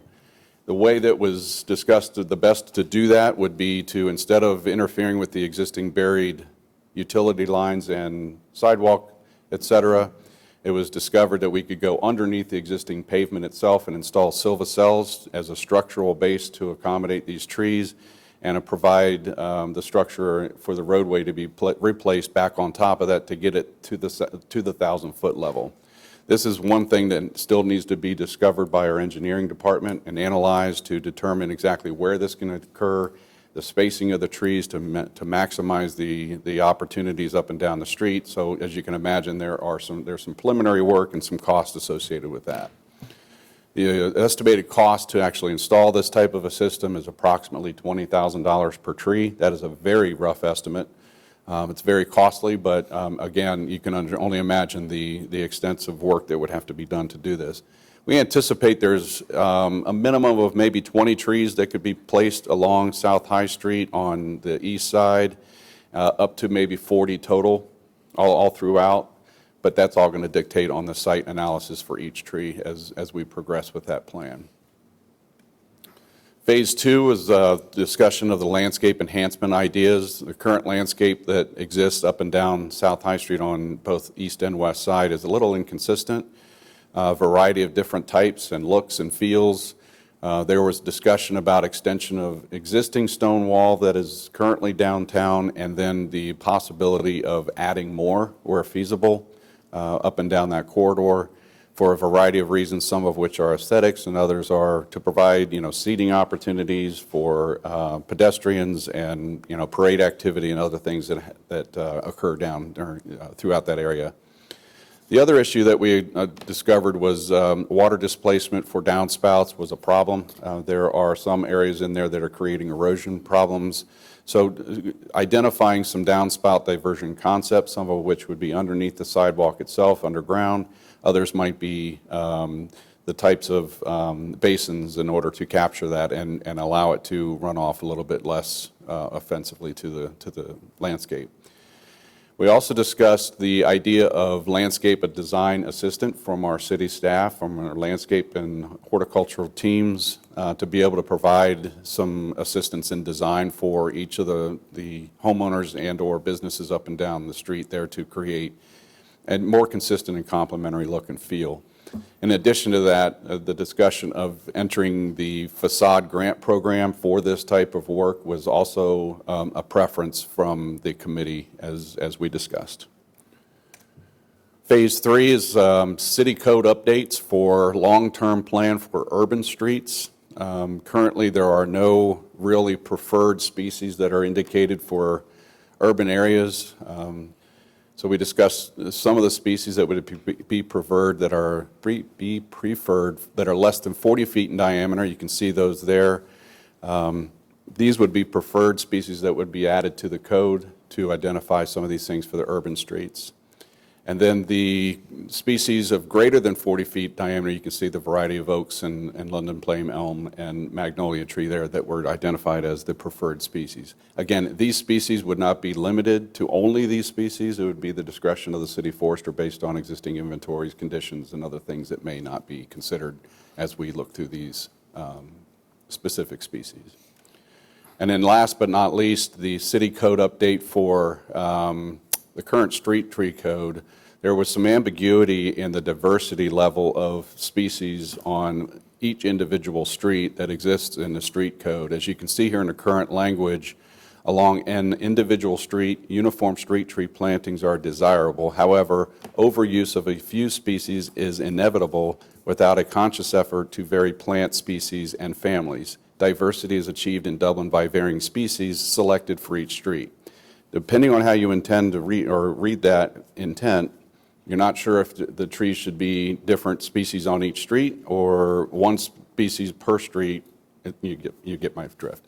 So the proposed language there, I think, clarifies that and fixes that, and we could add that new proposed language into the street tree code to address that issue. So with that, I will turn it over to the members of the committee for further discussion and/or questions. Well, you can see that we had a wide-ranging topics and a number of meetings over this issue, and unfortunately, not all the issues are settled, as Matt has said. We need engineering numbers on street improvements, the costs, the engineering to excavate out the streets, prep the streets for street tree plantings to make it assured that the trees will do well. So I think what staff is requesting is that City Council authorize staff to proceed with the implementation of the South High Street improvements, as he mentioned, and some of these ideas. And then we'll come back to you with some more fixed costs, which are, going to be reflective of all these different projects. We worked our way through all the tree species. I don't know if you have any other questions or preferred trees or anything else related to these topics. So I want to thank you, Matt, for putting all out on slides for it, because I think it really simplified, or at least clarified some of the discussion. I'd just like to add that, the $20,000 per tree sounds like a really big number. We're looking at 40 trees on South High Street, so you're looking at near, the neighborhood of $800,000. But, we've been doing these facade grant improvements to the tune of a couple $100,000 a year, and I can tell you that nothing's going to improve the facade and the feel of that street more than a really good street tree canopy. So I don't want anyone to fall back at $20,000 a tree. I think those numbers will probably be, they'll tie out roughly on average, and I think that's probably going to be money really well spent. And that'll be staggered, I'm guessing, right? You're saying some trees need replaced, some don't, or how? I what don't is know, the put the thinking of that? entire street tree planting in at one point in time. We may have to remove a couple of trees, but we won't cut down the existing trees until they start to come in conflict with the trees that are installed. Actually, we got two projects going on. We got the west side of the old town where all the trees are gone now, and it's pretty much bare. So, and to take your suggestion, Catherine, which was a great suggestion, let's put in the larger trees now, because within 2 or 3 years, the telephone lines will be coming down. Why put in the smaller ones that grow under the telephone wires and then tear them out once the wires come down and put in big trees? So that was an excellent suggestion, I think, to the group. So we have the west side of the street to come up with a configuration of a uniform planting. The east side of the street has some very large trees still, and there's a report in here from Davey, Russell Tree, wasn't it? On what should be done with those trees. So we have some big trees that are now sort of providing us some service. They're breaking up the street elevation, but we got to find out, should we take those larger trees down, and how can that best be done by incorporating other trees in there? So we're still sort of working that out right now to see which trees should be taken down, and then the best way to, maybe they all should come down and we'll do what we've done on the west side, or maybe we can keep some of the larger trees up and then incorporate other trees. So that's still up in the air yet. That cost can be capitalized, yeah? For the trees? Yes. 20, yes. And then the only other question that I have, and forgive my ignorance, I don't have the expertise that Chris and John have, but the sweet gum trees, aren't those the ones that drop those little spiky balls? Well, there are new species introduced that have been sterilized. Oh, so they don't drop the little bit. Hopefully. Although there are cases of those retro Reverting. yes, back to their former horrific selves. So anyway, so that's where we're at right now. We've got a lot of different issues going on with the street trees. I really like the idea of a landscape assistance, because even though we may not have the soil volume right at in the little right-of-way, there are people up and down the street that do want to plant in their yards, and finding the right tree or having landscape design assistance, we get a little bit of canopy in there. One thing, because I live in the district, I noticed, and I'd just like to make a request.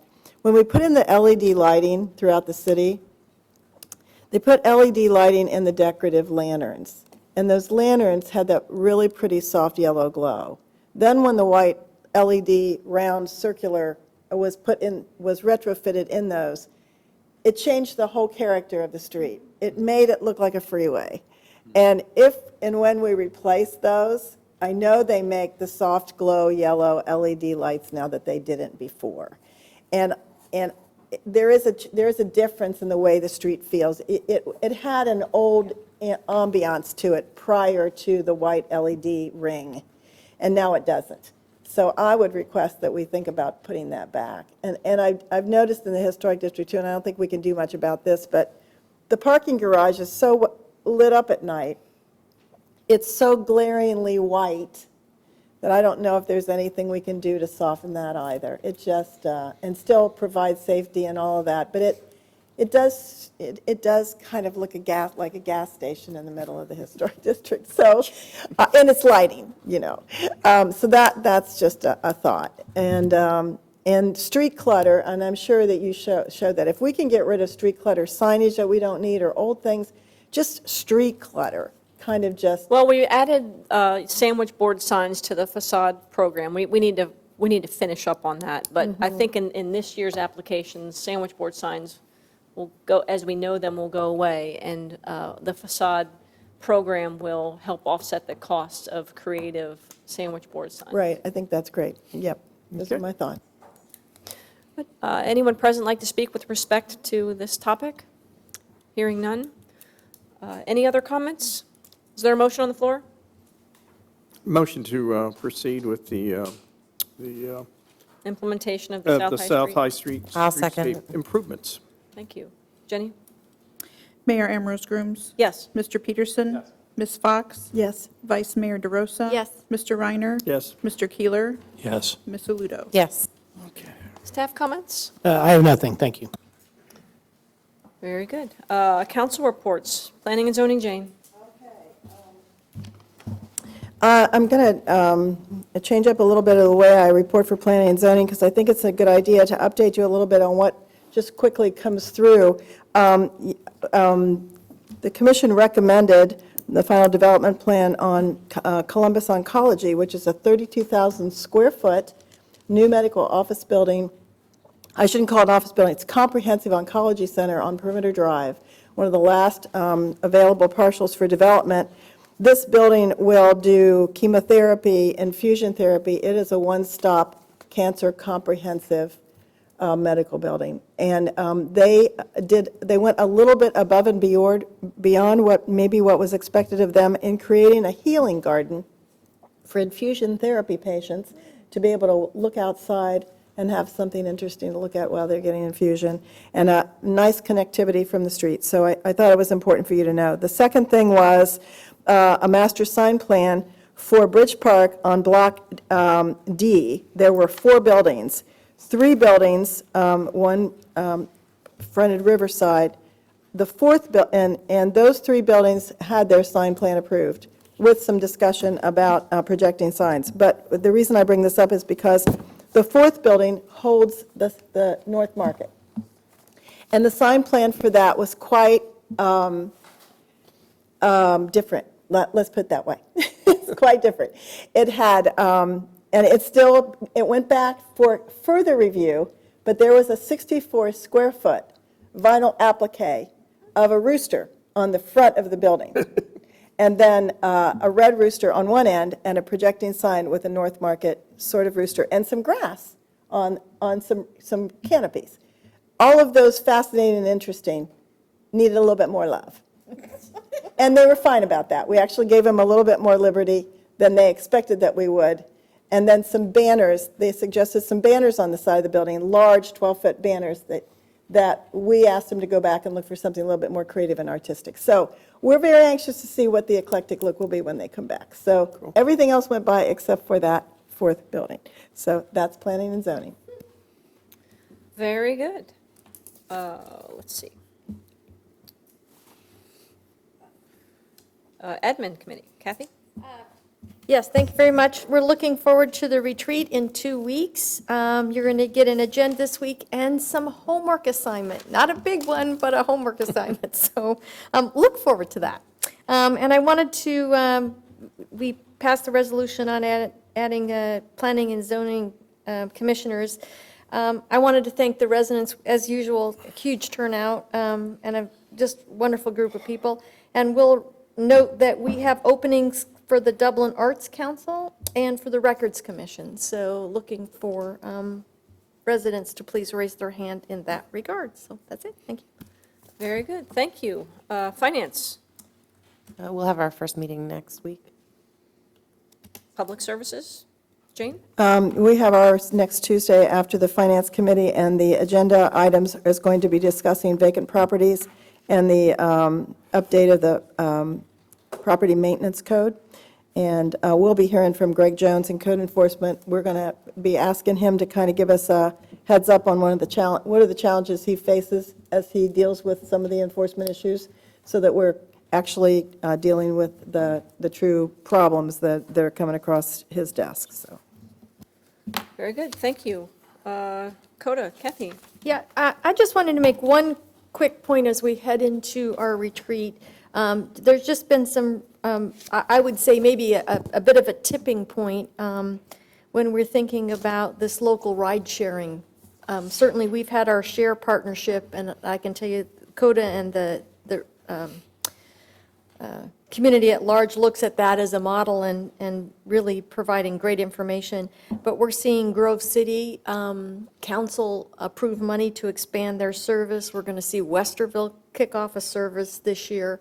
And CODA has many requests from other communities that are looking to do that. So I think this model is finally starting to get some gravity to it. So as we talk in our retreat about future, I think it's a really interesting time there. We can talk more about it. But just really in this last 6 months, it's gone from a concept to mini pilots and a lot of demand. So I think that's a very positive thing. Thank you. Friendship Association? Nothing specific other than to welcome Sarah McQuaid, who will be our staff liaison for that group. I'm excited to get started on some work. Great. MORPC, we had an executive committee meeting this past week, really working the transportation plan. You heard Thea Walsh here last time we were together, and starting to put some funding models together, and executing that transportation plan is something that hopefully will get some more feedback here in short order. And with that, Logan, Champaign, Andy? Meeting coming up on Wednesday. Wonderful, thank you. 33 Corridor, Kathy Jane? Meeting Friday. Arts Council, John? Nothing that exciting now. Boards of Education, Greg? Nothing. Washington Township, Jane? Bridges, Jane? Bridges is going to try to become a participant for the opening of the bridge on Saturday, do some things with city staff, so about it. Great. Complete count, Christine? Just to welcome Homer, who will be taking Nancy's place, and we meet in, no, is it tomorrow? Meet tomorrow. You got like 7 hours. No, apparently I need to look at my calendar well ahead of time, especially on council nights. Veterans Committee, John? The Veterans Committee had met on the 29th, and all the appointees did show up, and they had a great discussion. Topics included, and I don't know if you're interested in these, but the 1919 building monument relocation. It's in a very bad spot. Nobody can see it. It's an old monument. Unfortunately, it's sort of hidden. Where to put it is an issue. The Purple Heart Monument, interaction displays at the Ground of Remembrance. That we talked about these earlier, where you actually go in and tap a tombstone, it talks to you, or there's some kind of voice thing, who was buried there, what passed through the Revolutionary War, the Civil War, whatever. So there was some discussion on that. The Dublin High School Veterans Memorial, the Dublin Honor Flight Program, the Purple Star Awards for schools. So no official action was taken, had a lot of great discussion.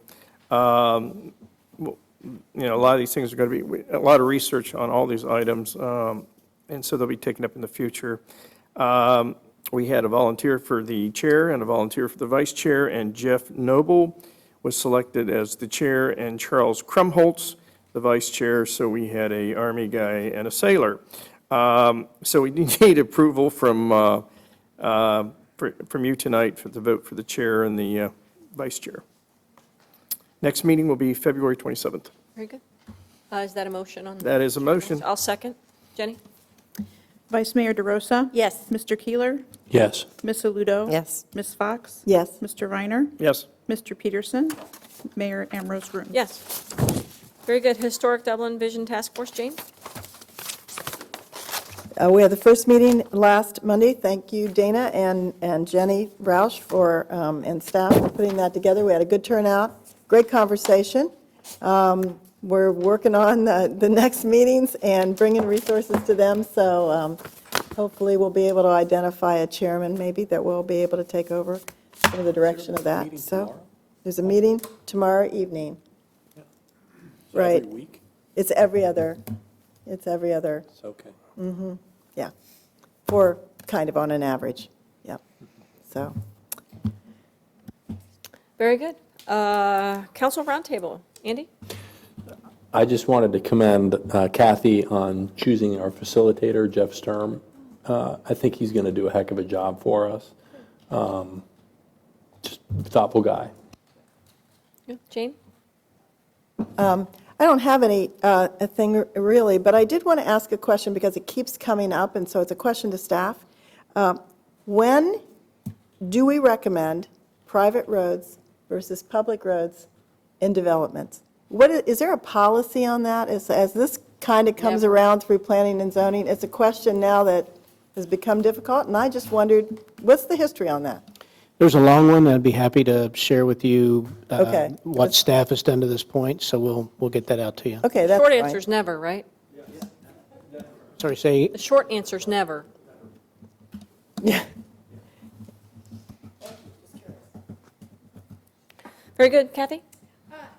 Maybe just one thing to piggyback on that, the 6-foot side lot lines that keep coming into the proposals. I mean, I can see the side lots, what I'm talking about. I can see that upon certain instances, that kind of makes sense, but what we're seeing now is that it seems to become the default. Yeah. That these large houses, whether it's a patio home or retirement home or any home, because it's in the code, 6 foot's allowed, we start to have it. So I don't know who picks up that ball, but I'm just wondering if unintended consequences, understand that in some instances it makes sense, but we're fighting it all the time now. So I don't know how we get that back on the table for well, discussion. I would suggest maybe you refer that back to your Planning and Zoning Commission and have them take a look at that. And if there's something specific you want to investigate about that, let them do that. I could have the staff, put that on their future agenda for discussion. I agree, because I know that planning and zoning has had that very question and they have been uncomfortable with the closeness because it's not really a true 6-foot setback because you allow encroachments with air conditioners and window wells, and pretty soon it becomes a 2 or 3 foot setback. We can certainly take that on as council, but I think you'd want them Planning and zoning. to So, yeah. grapple with that and then give you a recommendation if you need to I'd like to make a hear- code change. I'd like to hear them consider if it's going to be less than 10 feet, that the HVAC units have to be mounted on the house. Oftentimes you'll see them, a mounting bracket off of the side of the house, because what happens is the guy comes and he puts it in and he doesn't get it close enough to the house, and and typically there is a ditch of sorts between the houses, and then it's kind of leaning this direction into the house next door. And if we're going to have those tight spaces, they need to be mounted to the house. I'd like to see them look at that at least. Okay, Greg? Christina? A quick thank you to Jane for including me on the conversation that falls now in her committee as far as Forever Dublin. She knows how passionate I am about it, and so I really want to say thank you for continuing to keep me included in that conversation. It is near and dear to my heart. Yeah, I appreciate that. Thanks. Otherwise, nothing. Good, John? Yeah, tonight we had a zoning, something that came up from zoning, but I would like to see maybe more creative analysis done on these kind of units where you have rows of boxes of houses facing each other's backyards, because those people then have to go out for privacy's sake, and each of them have to buy a ton of landscaping to get some kind of privacy for their probably $300,000 or $500,000 house. So actually, there's design solutions to that that weren't employed in tonight's example, and that's a radiating wheel where the houses are set on a cul-de-sac and they radiate out, and it really requires a minimal amount of screening and a heck of a lot of savings for the homeowners. So just sort of keep that in mind. It's really,